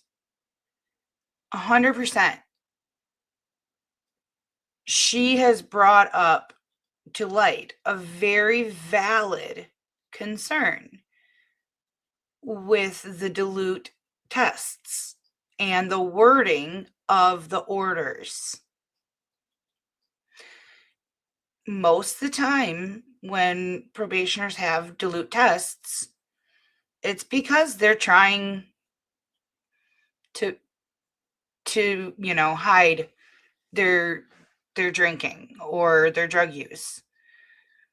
But now the tests are sensitive enough to tell whether that dilute is from them trying to fake it, or if they just drank too much water the day before on a hike. She actually has great potential to set a legal standard here.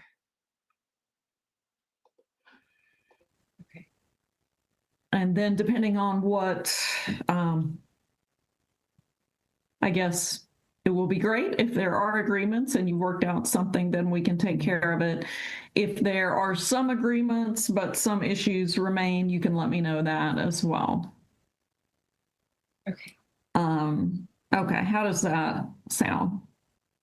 That sounds good. I appreciate that. Okay. Any questions from Mr. or Ms. Miller? I Regarding, don't have any, Your Honor. Okay, just regarding the instructions on going forward with what we're going to do following this hearing. no questions. No Okay. questions. Okay, and so I just want a reminder, the order that's in place is the order that's in place. So, and it will continue to be in place until either the parties come to some agreements about what we're doing differently, or failing that, I will consider the evidence and testimony offered today and determine if it's necessary to make any modifications or clarifications. Okay. Your Honor. All right. Yes. Do I have an opportunity to just address a couple of clarifications that I have? Absolutely. Okay. And these are pretty simple. I just want to, if I could get a verbal confirmation from you. In my petitioner's response, my first clarification request was to confirm that visitation is limited to the first and third Sundays of each month, which is what the final orders specifically states. I think that there was some confusion around that recently. And so I just wanted to clarify that per the final order, that it's the first and third Sundays and not the Attorney General calendar, which goes by weekends. The order does not state anything with respect to the Attorney General calendar. It just says first and third Sunday of each month. Okay, so we are not going to spend the morning going through each and every item that's in the final order. We all have a copy of it. It says what it says. The Attorney General operates off of the standard possession order. That is not what is in place here. That's all I needed. Okay, so nobody should be looking at some other order from some other cases. We have an order. That's our order. Yep, that's all I needed, Your Honor. Thank you. Okay, great. One more thing is on the noncompliance reversion, the noncompliance and reversion, the 7A under the final order that we addressed earlier, it says 3 violations of any condition. I just wanted to clarify that that is not restricted to testing, that it applies to any requirement that is stated in the final order. Yeah, and I have not gone back to review all 50 pages of the final order. So I guess you can give me an idea of what some of the other conditions are. So one of the conditions is under attachment 1. I'll share my screen. I know we're running short on time, so I'm going to be quick.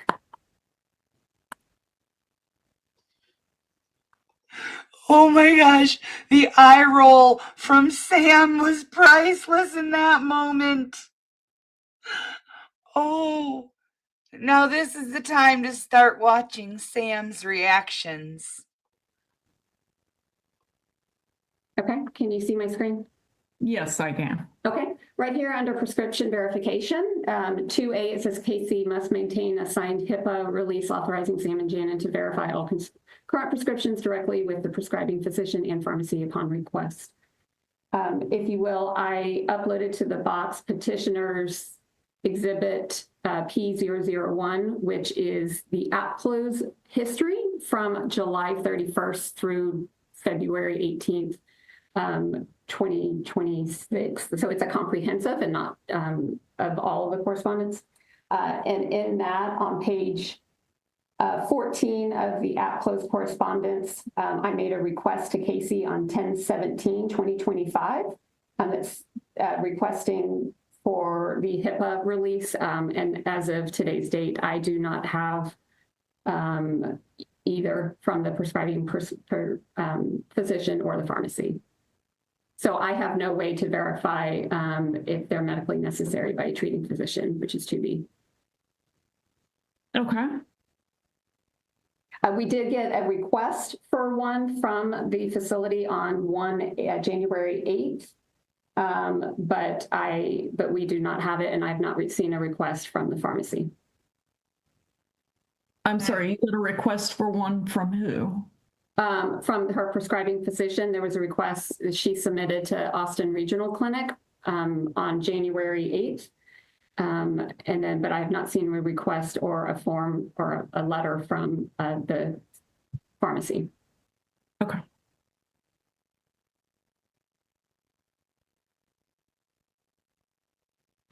So in that case, the failure to provide, would that constitute a non-compliance?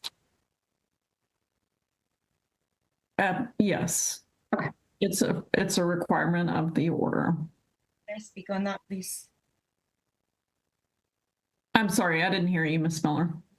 Can I speak on that for a moment, please? Yes. With that, and hopefully this is something that maybe we can settle, or come to an agreement on. But when it stated the HIPAA violation or the HIPAA, I'm sorry, from over here, must maintain a signed HIPAA release authorizing Sam and Janet to verify all current prescriptions directly with the prescribing physician and pharmacy upon request. I immediately did provide my current list of prescriptions. I was under the impression that I was supposed to sign the HIPAA release agreement, and that they were allowed to verify my prescriptions directly with the pharmacy or the physician upon request. I did not know I had to physically give them a copy of the HIPAA. So that is a misinterpretation on my part. But I have since obtained those, and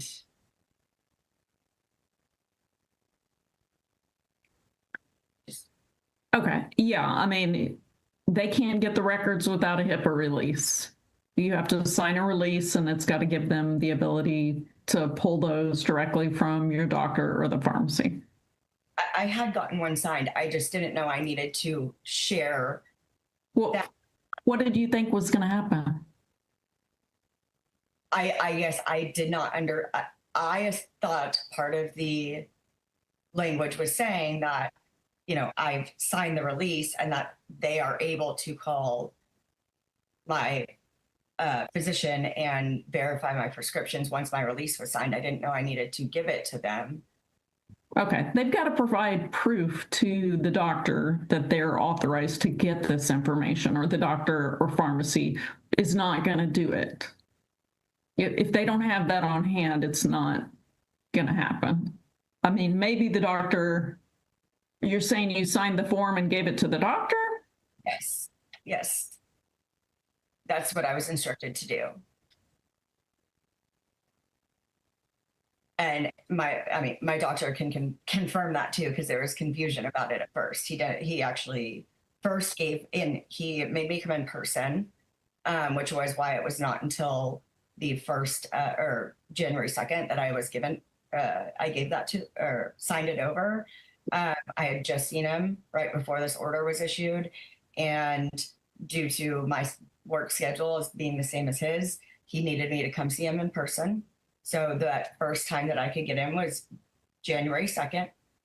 And I had to discuss with him this term. And he thought that I was trying to get my information, or he gave me the wrong forms, and I had to wait to speak with him again. Finally got the right forms, and then he just asked me to give him to them, in which I did that, and he said that he would put that on my file, that if they were to call, that he could. Okay. Has there been any communication between the parties about this HIPAA release issue? I requested that she provided on 10/17/2025 through app close, and there's been no further correspondence from Ms. Casey Miller. Okay. Well, I agree. The order, which I believe was drafted by your prior counsel, it's a little vague on. I know that a HIPAA release has to go to the medical provider, or that it's most common for the person asking for the records to come in with the release. They're not going to get records without a release because they're not their records. So it could have been clearer in the order. But you got to get them the order, okay? Every HIPAA release that I have ever had to sign, and I've had to sign a lot of them, you sign it with the medical provider. It is on file. That is the release. Now, I've also done it where I've signed it with my attorney, and he has, taken care of it as well, but we're not dealing with attorneys here. She signed it with the medical provider. That then gives Janet Miller and Sam Miller, though we know he didn't do anything, the ability to access the information. She complied.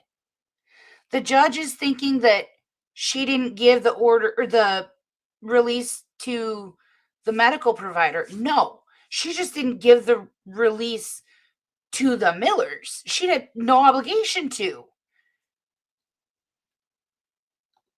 Miller, you're in violation if you haven't done so. Each medical provider that writes prescriptions for you their office should have a standard HIPAA release. It's a one-page document typically, and there will be a line where you can indicate that you are authorizing your physician to give prescription names and dosage and information to the Millers. Okay. And I just have to ask, under what medical authority does Janet have to verify that these prescriptions are necessary? Is she a doctor? If a doctor prescribes it, it's necessary.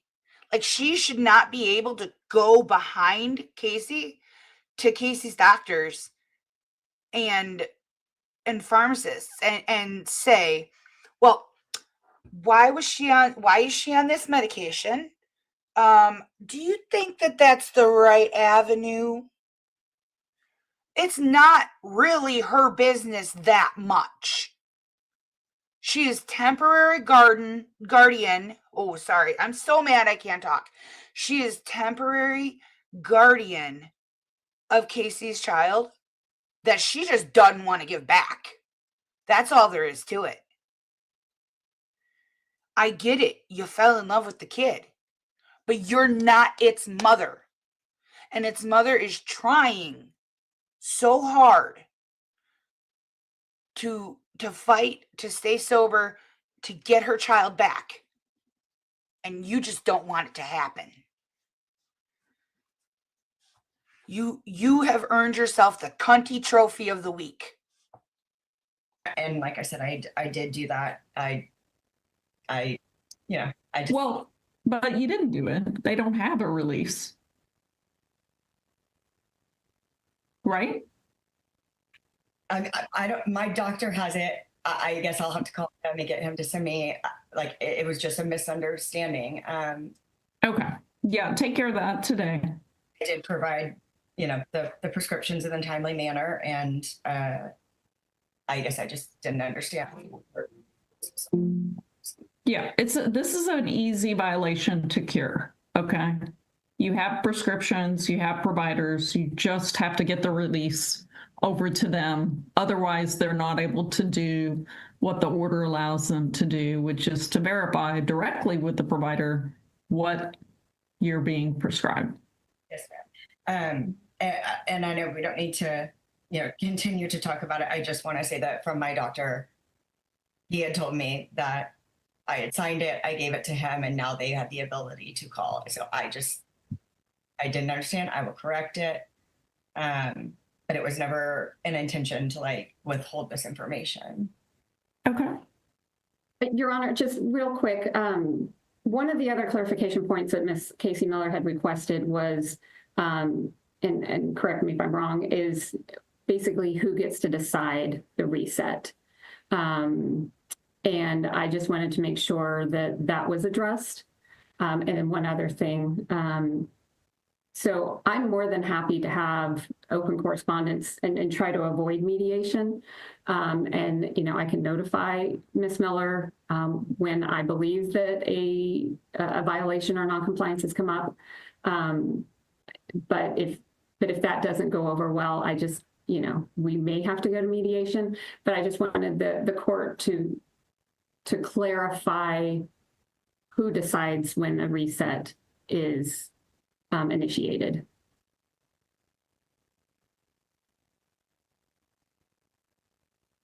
Well, I'm not sure The what's- example is HIPAA. She didn't realize she was in non-compliance.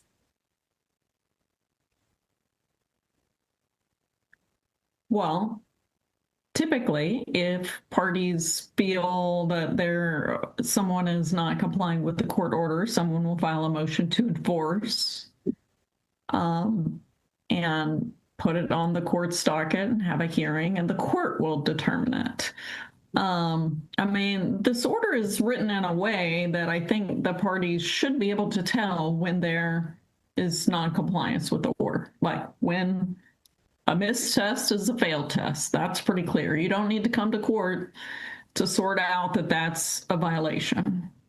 So I think 99% of the time, the parties should be able to all see the facts are the facts. A missed test is a failed test. The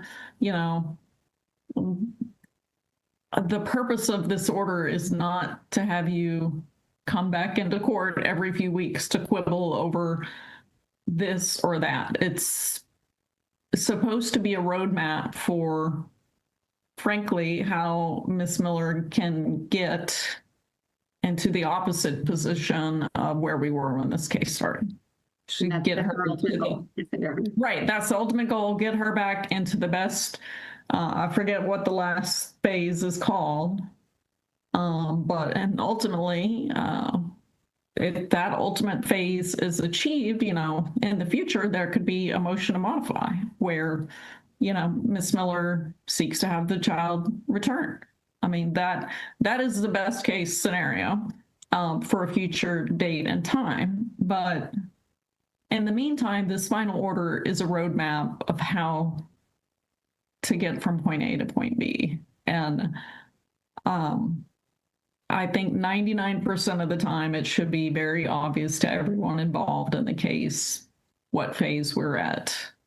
And yeah, I think mediation is actually a good option if there are occasions where you can't all get on the same page. Or, you can, the enforcement is really kind of the last resort. Does that make sense? It does. And this might tie to that, Your Honor. Under the safeguards in Section 8, I'm going to, again, be very quick here. Under safeguards, it says any evidence of tampering, pill theft, problematic behavior, or test manipulation resets progress to phase 0. As far as the problematic behavior, if we do have concerns there, is that where we should just set a motion for enforcement with the court if we have concerns about problematic behavior. Yes, I don't think you would be able to, that would require a determination by the court. You don't, I think that would definitely require hearing. Okay. Okay. All right. So I think we understand we've got a week for Ms. Casey Miller to work on putting pen to paper on what would actually be reasonable given the scientific data about how this order can be perfected as far as the testing requirements. She's got a week to do that.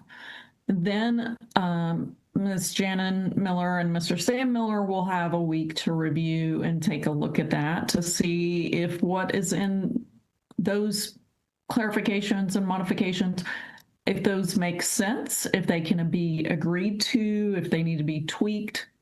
And then after those 2 weeks go by, the following Monday, March 9th, you're going to update the court by letting my staff know, have we reached a resolution, and we have basically probably what would be best would be an amended final order to the extent we're tweaking what we already have.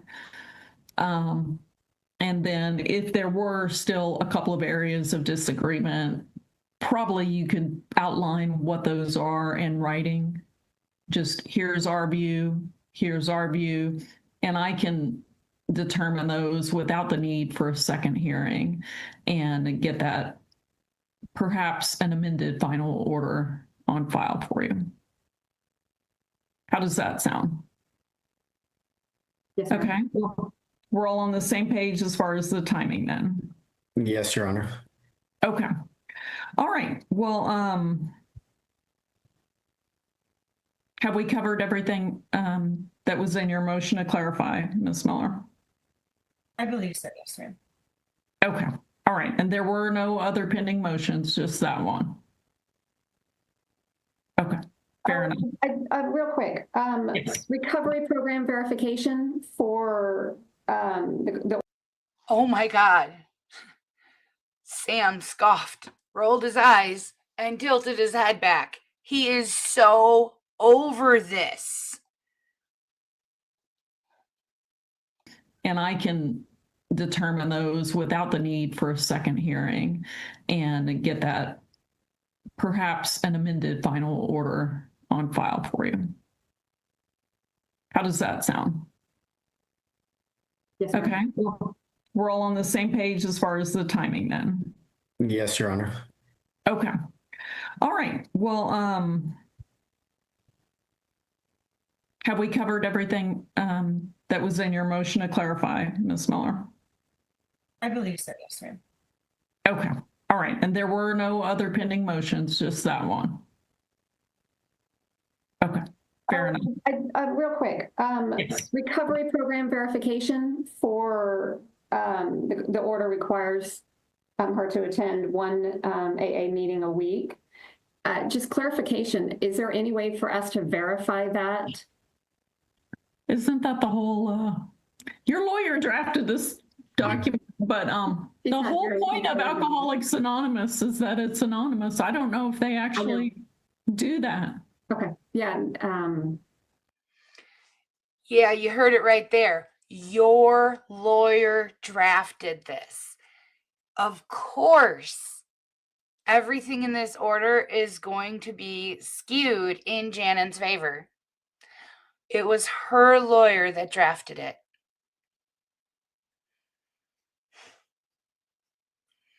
I feel so bad for Casey. I wish to goodness there was something I could do to help her. Because this is absolutely so incredibly wrong. I was just unsure. Ms. Miller, do you have a sponsor? I didn't. I do. Okay. All right. And are you, how often are you attending meetings? I go at least once a week. Okay. And how often are you meeting or speaking with your sponsor? It varies, but she travels a lot, but we speak and I do my step work with her through my like Google Drive, and I send her my step work. We listen to different podcasts that she likes together and just discuss everything, but she gives me assignments like separate from step work. Like, so Would she be willing to confirm to the Millers that you are actively participating in the program? I can ask her. Okay, well, that, you know,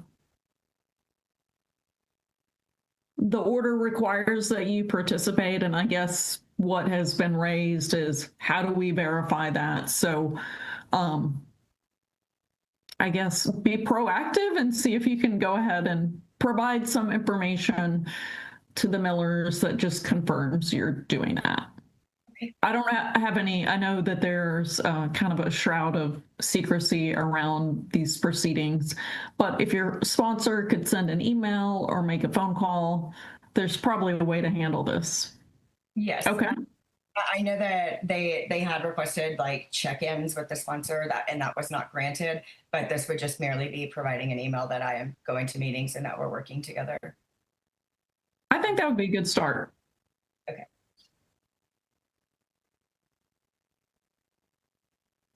Yeah, I mean, the requirement says you must actively participate in a recovery program. So the point that's being raised is, you know, they don't really know that unless they have some kind of information from you or from the sponsor, from someone who can confirm it. Okay. And I think that makes sense. Okay. All right. Thank you, Your Honor. Okay.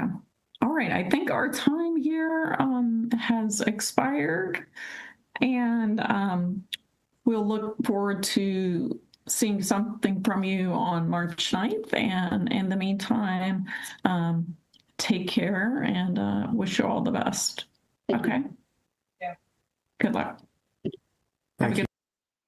I don't think the judge likes the order any more than Casey does, but unfortunately, the judge is bound by what's on the four corners of that page. It says what it says, and she can't color outside of those lines. But she is allowing for modification and modification suggestions. So that's a step in the right direction.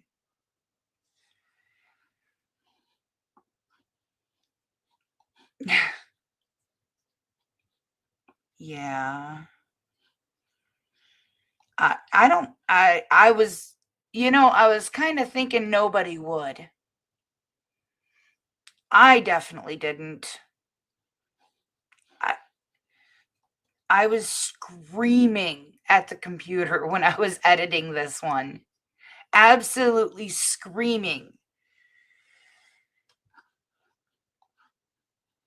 No, it just says that she has to participate. But Janin requires proof. And don't you know, it's all about Janin.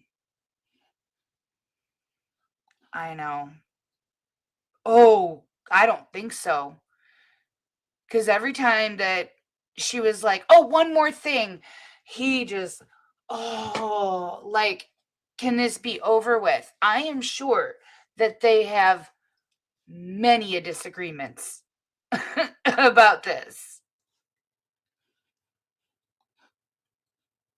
I have two brothers that I know absolutely would. I have one brother that would probably help me out by attending.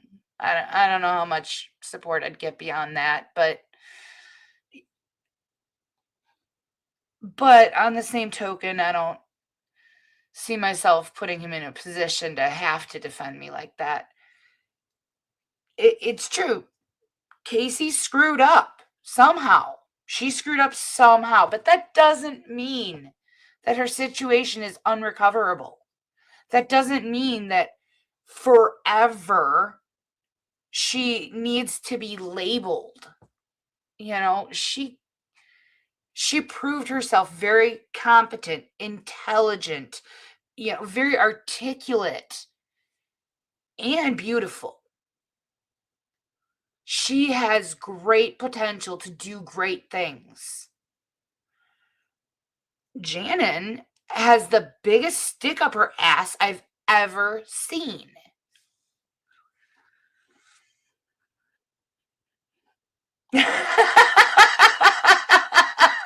One 100%. I agree with that one. Yeah.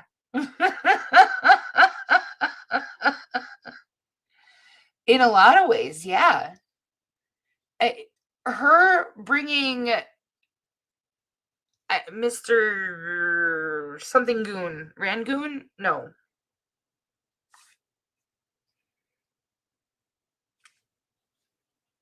The doctor.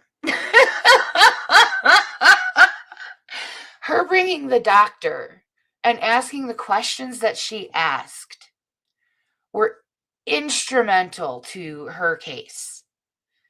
And like I said, I think she's setting a legal precedent. Oh, 100%. 100%. Type A personality, 100%. She is a narcissist. She thinks that she controls everything. She wants to control everything. And Burgoon, thank you. Rangoon.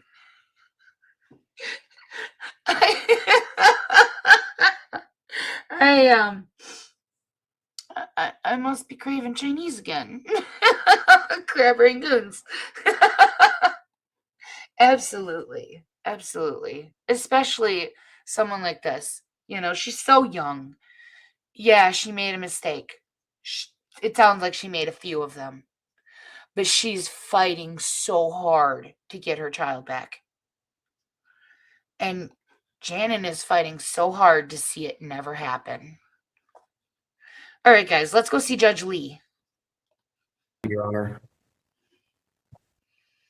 Sam, your Do we putts. have a Riley Bannon available? Yes, Your Honor. Bannon. 86 to control 11015 from video court back to see Charlie. Hello? Are you Riley Bannon? Yes, sir. This is State of Kansas versus Riley Bannon, case number 23 TR 2850. Counsel would state their appearances, please. Jeremy Gear on behalf of the state. And you are Riley Bannon? Yes, sir. All right. Oh, and before I forget, hello, Riley.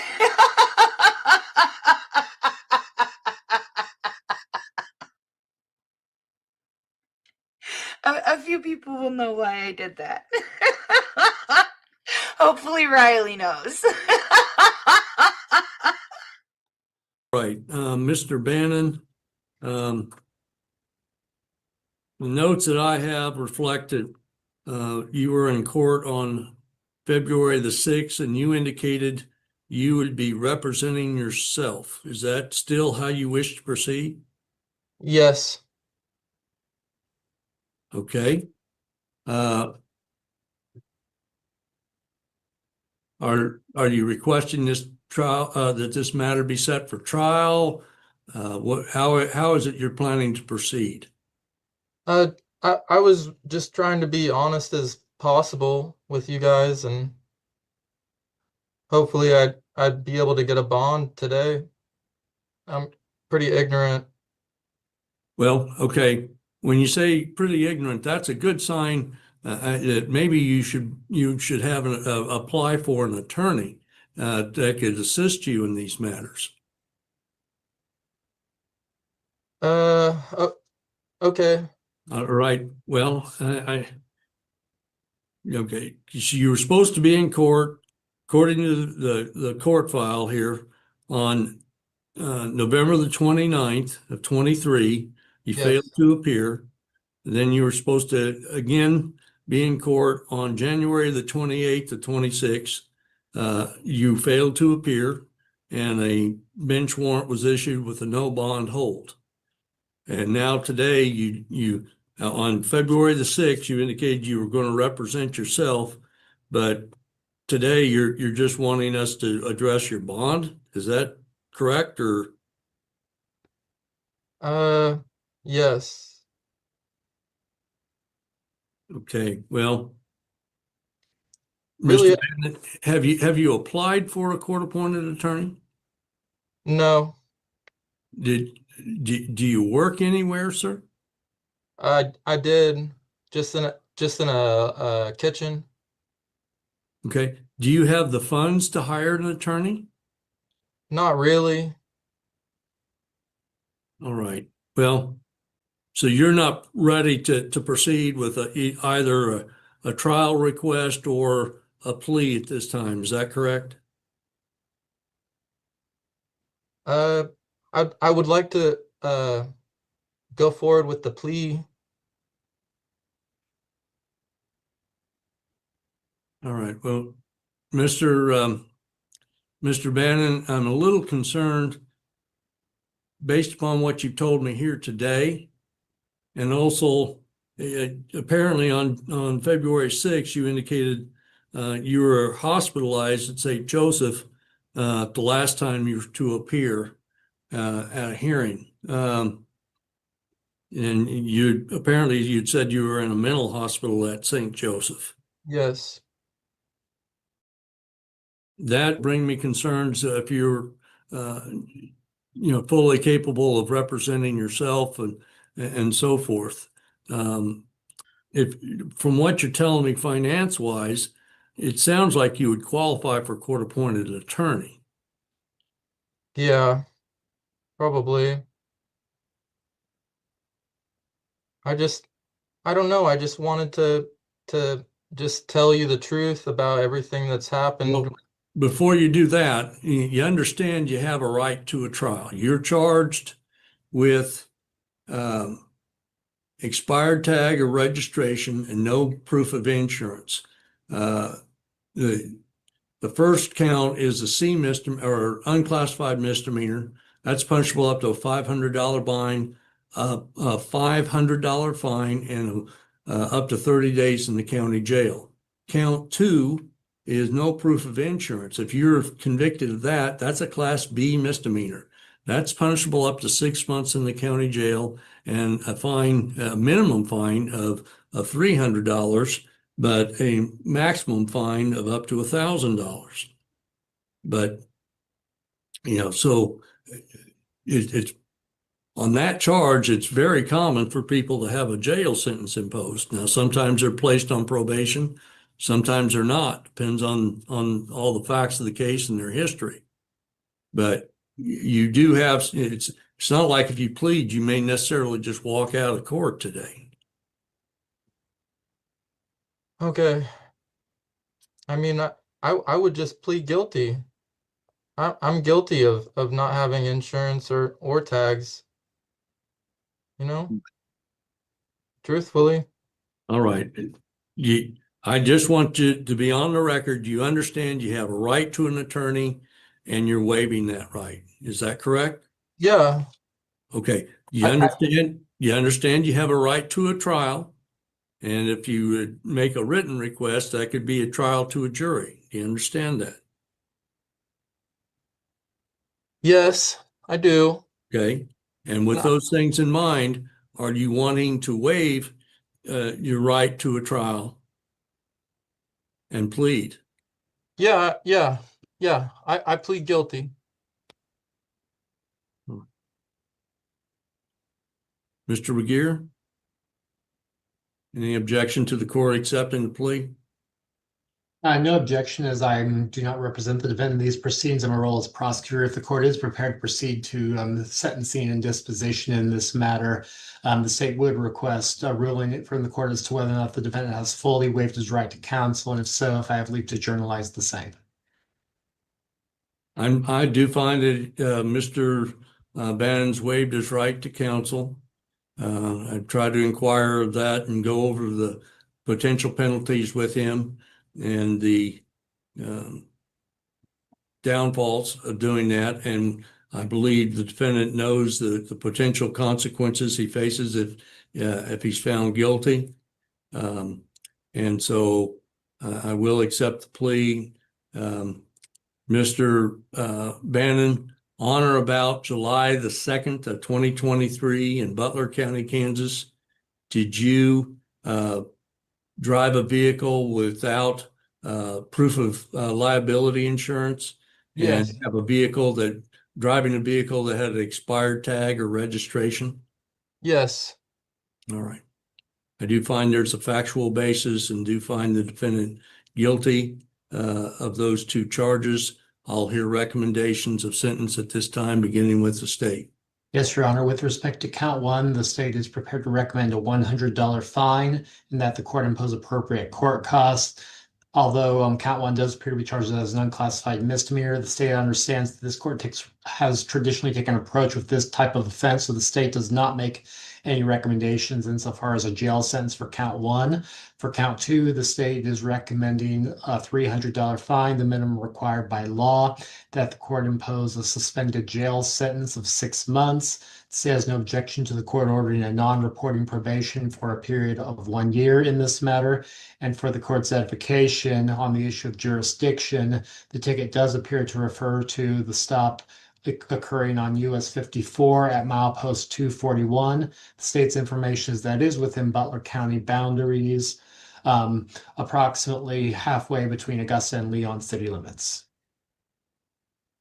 All right, Mr. Bannon, is there any statement you'd like to make concerning sentencing? I just have a question. So do I have to serve 6 months of jail?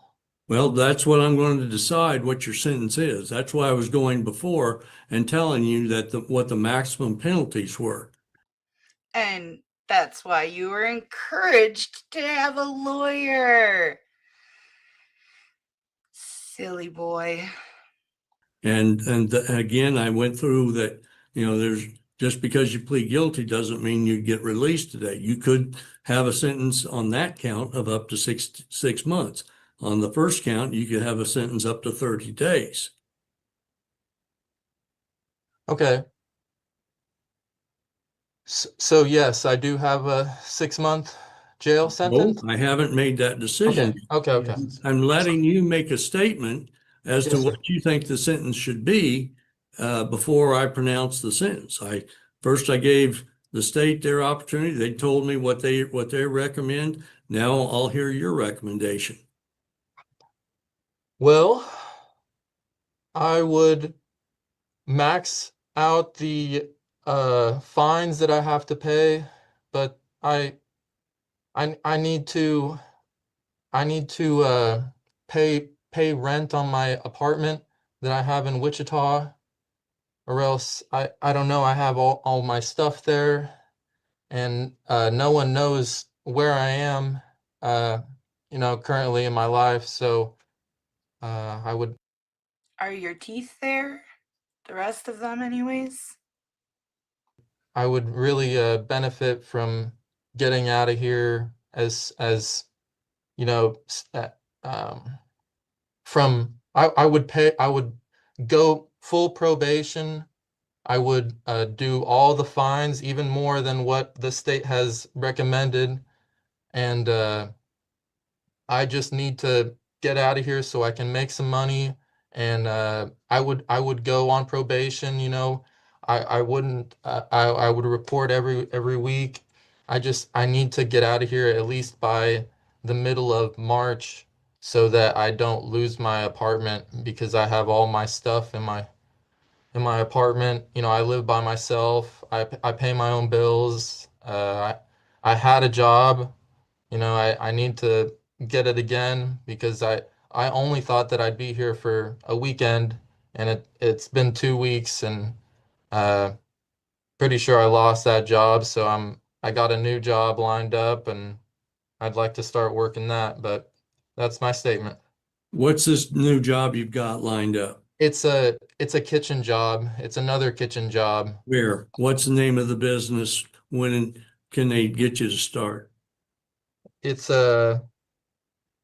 called Dino's, and my friend Miguel works there that I used to work with, and I called him while I was in here through another inmate here, and he said that I could get in and work with him and get me like $18 an hour.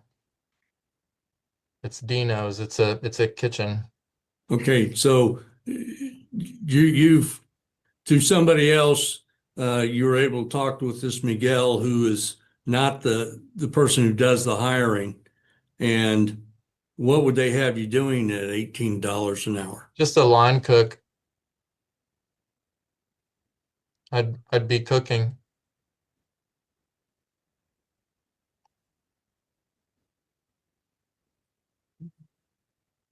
Okay, Mr. Bannon, I'm ready to pronounce sentence.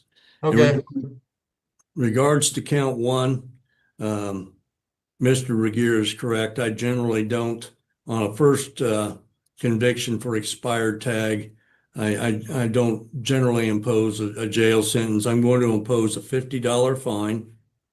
In count number two, I'm going to impose a $300 fine. That is mandatory minimum. I'm going to order a jail sentence of 120 days. You will get credit for the time you've served on this case. This case will be consecutive to other cases that you already may have a sentence on. I don't know that you do or not. Do you? No, I don't have any Okay. other.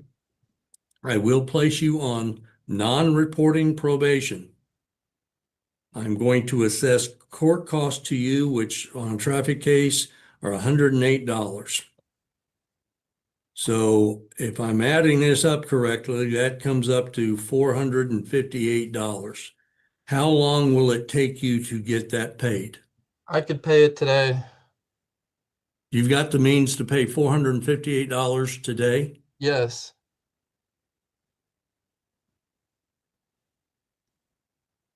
All right. I'm going to place you on non-reporting probation for a period of 1 year.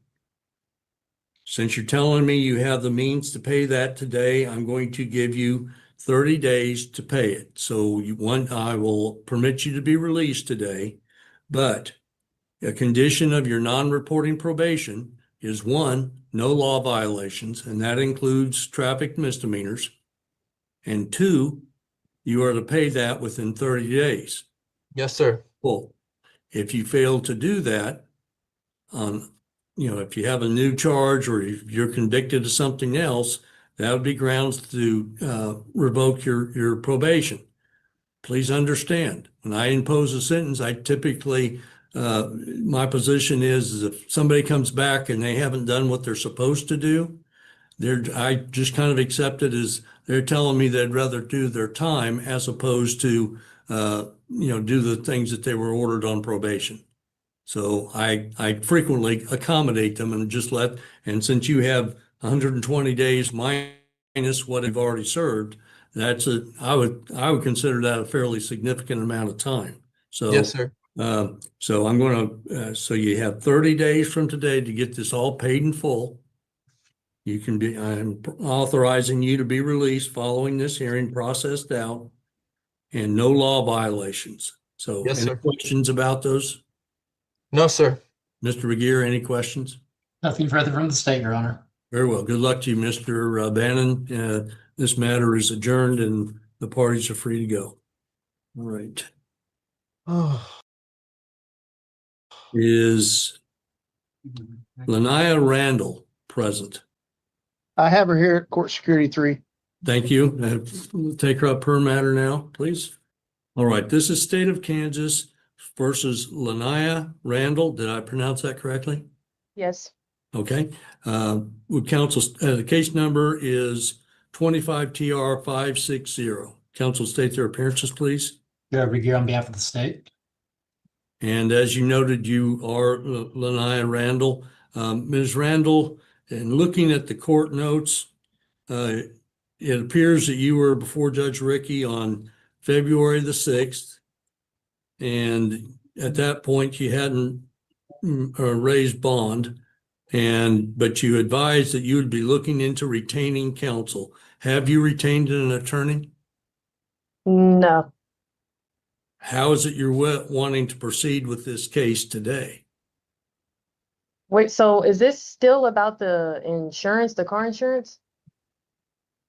Because I remember like I ended up getting a warrant for no car insurance or not appearing to court, and I turned myself in and I went to jail for it, and I had a bond, but I still had to come here for court. So is this for the previous ticket, like for the no car insurance? I'm kind of like You are confused. here on the charge of operating a vehicle without liability insurance Okay. and also operating a vehicle without registration or expired registration. Those are the charges against you. Those additionally, yes, there looks like there have been 2 warrants at various times issued. One in June of 25 when you failed to appear, and then again when you missed court on December the 3rd of 2025. And Judge Webster issued so you would have posted a bond and then failed to appear. It would, so yes, today you're supposed to address as to how you wanted to proceed with the case. You told Judge Ricky you were going to retain counsel. So how are you going to proceed with this case at this time? Are you going to hire an attorney? If I have to, yeah. I just didn't know it would like I would need one for. That was the whole like thing. Like I knew I was gonna like I know I have to get like car insurance and stuff like that, but like other than that, I didn't know why I would need an attorney. Like if I Okay, need to get one, I Ms. would. Randall, you mentioned getting a ticket like, well, then if you got insurance things, then this all just goes away. That's not how it works. You're charged with violating these are criminal events, misdemeanor, criminal traffic matters. As you was explained to you before, the no insurance is punishable up to 6 months in the county jail and a fine, a mandatory minimum fine of $300 and a maximum fine of up to $1,000. So, that's a very significant charge. The other charge can be up to 30 days in the county jail and a fine not to exceed $500. So have you been to court before on other matters with an attorney or not? No, I haven't This been to process? court. I've been to court before. It was a while ago, but I didn't have no attorney with me. I just went in by myself. But Well, and some things people do that for, and that you have the right to represent yourself, but just because the person has the right to represent themselves may not be their best way of looking to it. And you've already been ordered to have an attorney. You were supposed to have one by today. They reset your hearing for you to get an attorney, and you showed up attorneyless. So I'm actually surprised that Judge Lee didn't come down on you for not having an attorney when you were ordered by the previous judge specifically to have one by today. If you wish to have an attorney but cannot afford an attorney, you can apply to the court. If you meet the financial guidelines, I would appoint an attorney to represent you. But, sometimes when people say, well, do I need a lawyer? They're really asking them, am I going to go to jail? And judges aren't allowed to say that in advance. The next thing that we're going to be determining is how you're wishing to plead, guilty, not guilty, or no contest. If you want a trial, either to the court or if you file a written request, you could have a jury trial. But we can't just stay on here and say, show up again and say, well, I don't know what I want to do. Well, as far as the attorney, I feel like I would have to speak to my mom about that for us to get into that to see what we can do far as an attorney. So you guys wouldn't have to give me one. But far as here's what I'm going to do. Jen, when's Judge Webster's next bench trial date that would be available? One moment, I am looking March right now. 15th. The next bench trial date looks like it's going to be for April 29th. And is that a 9 o'clock docket or a, That's bench trial 1:30 on a Wednesday. okay. Does she have a pre-trial or another docket for pre-trials and so forth before that date? Not for bench trials, Your Honor. Okay, Ms. Randall, I'm Yes. going to set your trial for April the 29th at 1:30. Okay. If you're going to hire an attorney or apply for one, you need to do so before the end of March. Okay. So, that gives you a little over a month to make your decisions how you wish to do. You are to appear where you're at today, which is at court security for that trial. Mhm. Now, yeah, if you don't hire an attorney and you don't apply for one, don't expect an attorney to be appointed to you that day. That's Mhm. set for trial. The Okay. state, so that's a very important date in regards to it. If you're going to apply to the court for an attorney, you can do that. And if you decide not to, that you're going to hire your own lawyer, you're free to do that. But if you're going to apply for one, there at the courthouse, there should be applications. You can get that and fill it out and submit it. If you meet the criteria, an attorney will be appointed to represent you. Generally, that's Mr. Patterson. So, but you'll need to contact the clerk's office again and see if it was approved and who the attorney is again. And then it'll be your responsibility to contact the attorney. Okay. Any questions about any of that? No. So your next appearance date is April the 29th at 1:30, and you have to appear there at the courthouse like you're doing today. Okay. Yeah. Any other questions? Far as in the insurance, Well, besides don't say anything that might hurt your case. okay, Today we're not deciding if you're guilty or not guilty. Okay? I just need an attorney present to Huh? help. I just would need an attorney present to help this Well, case. if you're going to speak with an attorney, you need to do that before you make statements about what happened. Okay? Okay. Yeah. So, I think Jennifer needs a binky. A binky and a banky. She's taking a nap right there. Wake up, Jennifer. You're in court. and if you're not going to hire an attorney or ask the court to appoint one, then you need prepared for trial on that date. So, okay. Counsel, anything further at this time? Honor, if the if the court is continuing the bond in this case, the state has nothing further other than note on the record that the state will be objecting to any additional continuances.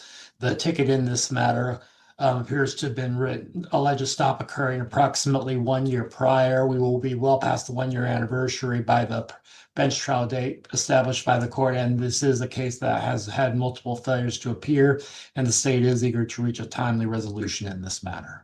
Okay, I am going to continue the bond as the defendant appears today. Ms. Randall, now what Mr. Regier was saying is they want to do the trial that day, and if you show up or don't show up, what's likely to occur is a warrant to be issued, and you're probably going to stay in jail until your case is resolved altogether. Okay? Okay. So, even if I do show up? Oh, well, ma'am, if you show up and you're not ready to proceed, you can ask for a continuance, but Mr. Regier has just put you on notice.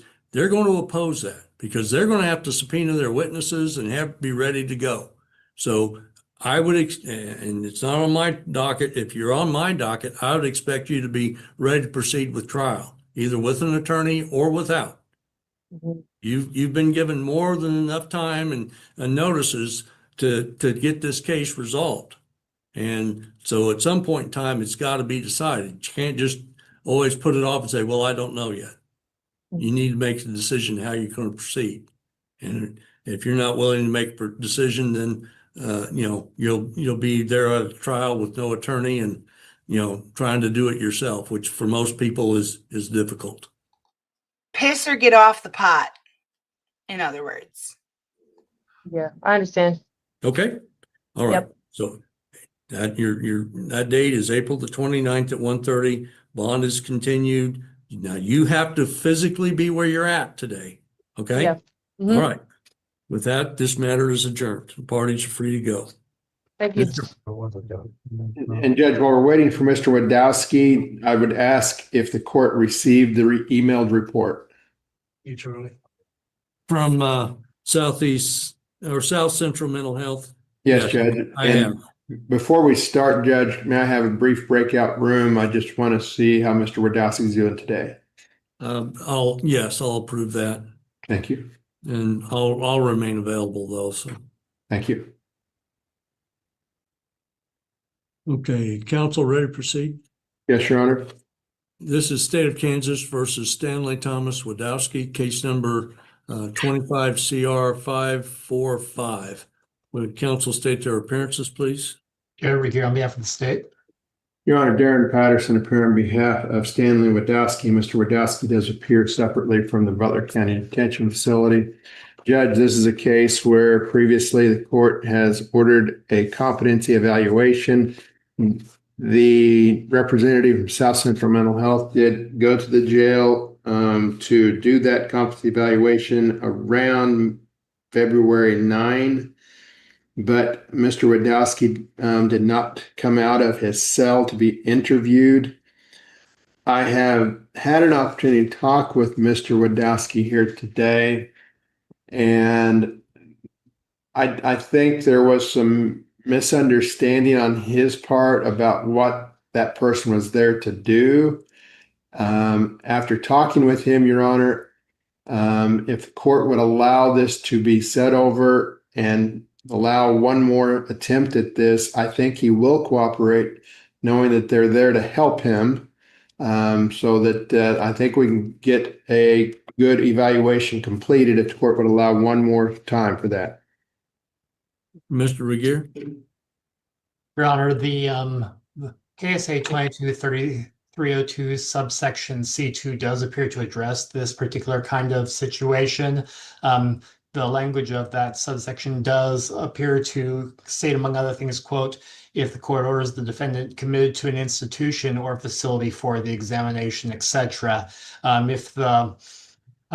any event, it is the state's position that given the court's prior order about the proceedings being suspended, competency does need to be determined in order for this case to move forward. And it would appear that the statute does provide the court a specific remedy for this kind of situation. So you don't oppose the request Mr. Patterson's making? No, Your Honor. Okay. Okay, I'll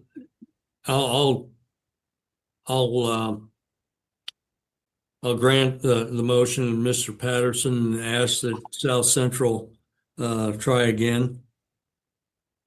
Mr. Wadowski, I hope you cooperate, because if these folks can help you, it might help you get out of jail sooner. Right now, I don't understand what I've been to every mental health thing. There was a meeting, a visitation where somebody said it was your mother or something, but then I was told, like, I was unsure they didn't give the name, so I thought it was somebody impersonating her, because there's been people threatening people throughout this entire time I've been jailed here. Somebody been threatening people under a name to murder or mutilate me or other people based on if they use the S word, they snitch on somebody named Trevor over and over again by almost all the guards and all the inmates. all right. I don't know if there's anything Thank up you. there. I'll reiterate, I would ask that South Central Mental Health That just naturally frightened me. I haven't been threatened to be murdered or mutilated before, sir. Sorry. Okay. Well, I'm certainly not a threatening person. I'm not a part there'll of be somebody there to speak with you, hopefully before too long. If that doesn't work, then counsel, I'd approve an order to Lawrence State Security Hospital. It's just, I know it'll take a long time. Yeah. Must on like what the we've echoes seen. through the chambers of something. Judge, can we use April 6th as a placeholder? Kind of leave it there. 6th or April 3rd? Whatever the April date is. My next April date is April 3rd Their third then, yes, April 3rd. I apologize. at 1:30. Well, that's fine. Digimon or 90s Japanese anime, I would assume is why they would think something Thank you, crazy. Judge. Thank you. Anything further? On this matter, Judge. Nothing further. This matter is adjourned, and Mr. Patterson, I'm sorry to keep you held up. I know you've got another appearance, so Thank you, Judge. have a good day. You have a good weekend. Thank you. You head back, sir. So yeah, head back. Yes, sir. Really odd.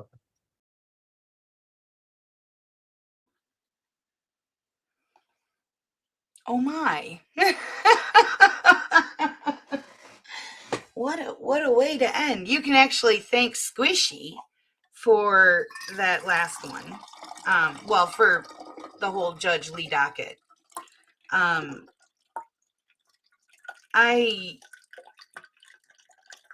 Sorry, I need coffee.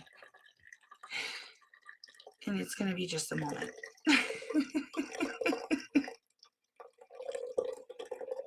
Thank God for this thermos that C-Rex sent me like a while ago. I use it every day now. Since Jerry got me a coffee pot that actually brews a full pot at a time, and I'm not working with Keurig cups filling this monstrosity. I don't have a problem. I don't have a problem. So yeah, I was struggling with getting cases that day because of having my daughter home and her having things going on, and yeah, he sent them to me. he sent me like 4 dockets, and he's like, I thought you might need these. So thank you, Squishy. We love you.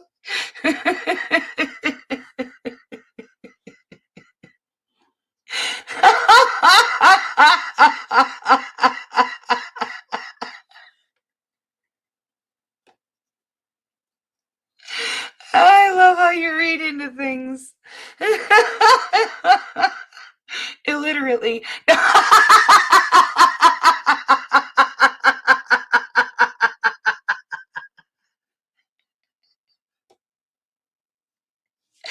I'm just teasing.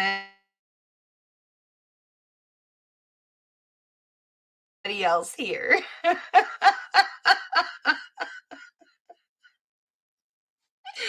Oh. Well, that's all I got for you guys tonight. Thank you so much for coming out and hanging out with me. I'm sorry about the technical difficulties with that case. I swear, I don't care what Auntie M says. Retrograde started early. It did. Sure did. So, I'm going to re-edit that one. And I'll try to leave in as much of the commentary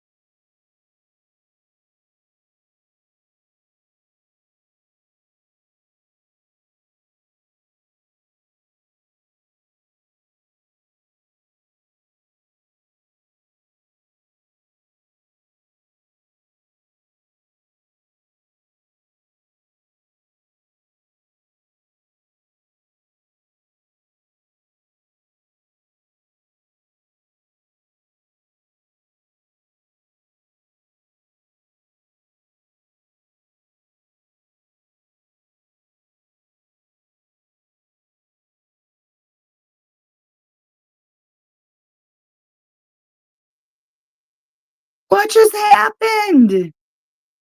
StreamYard just totally crashed. Or YouTube did. That was crazy. Okay, guys.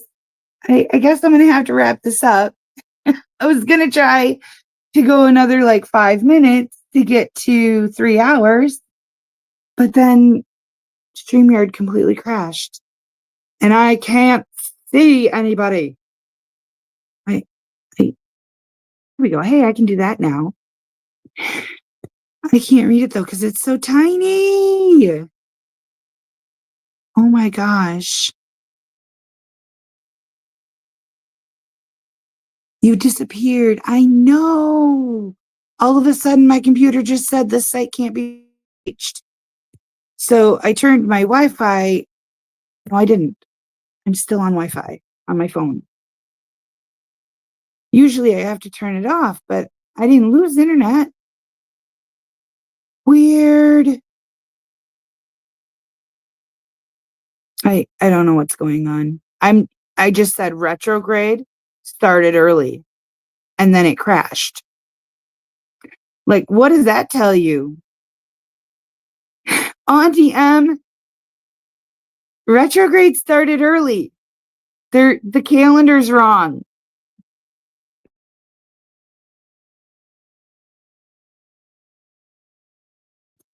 Love you all. I'm gonna edit that other one. I'll try to leave in as much commentary as I can.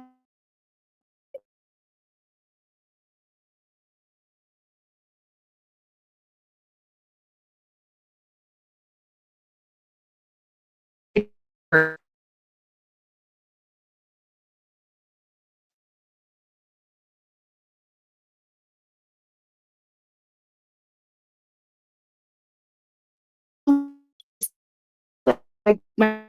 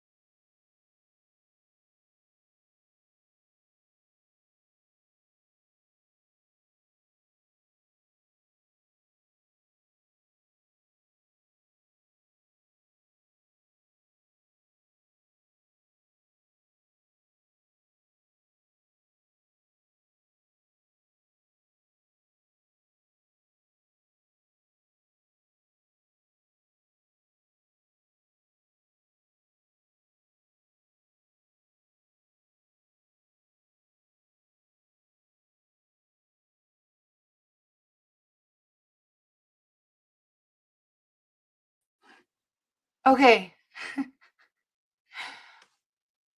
I turned off my VPN for just a moment, just to come back and tell you guys that I love you. I'm sorry. Retrograde started early. This is crazy. All right. Be safe, be well, sleep sweet, and much love.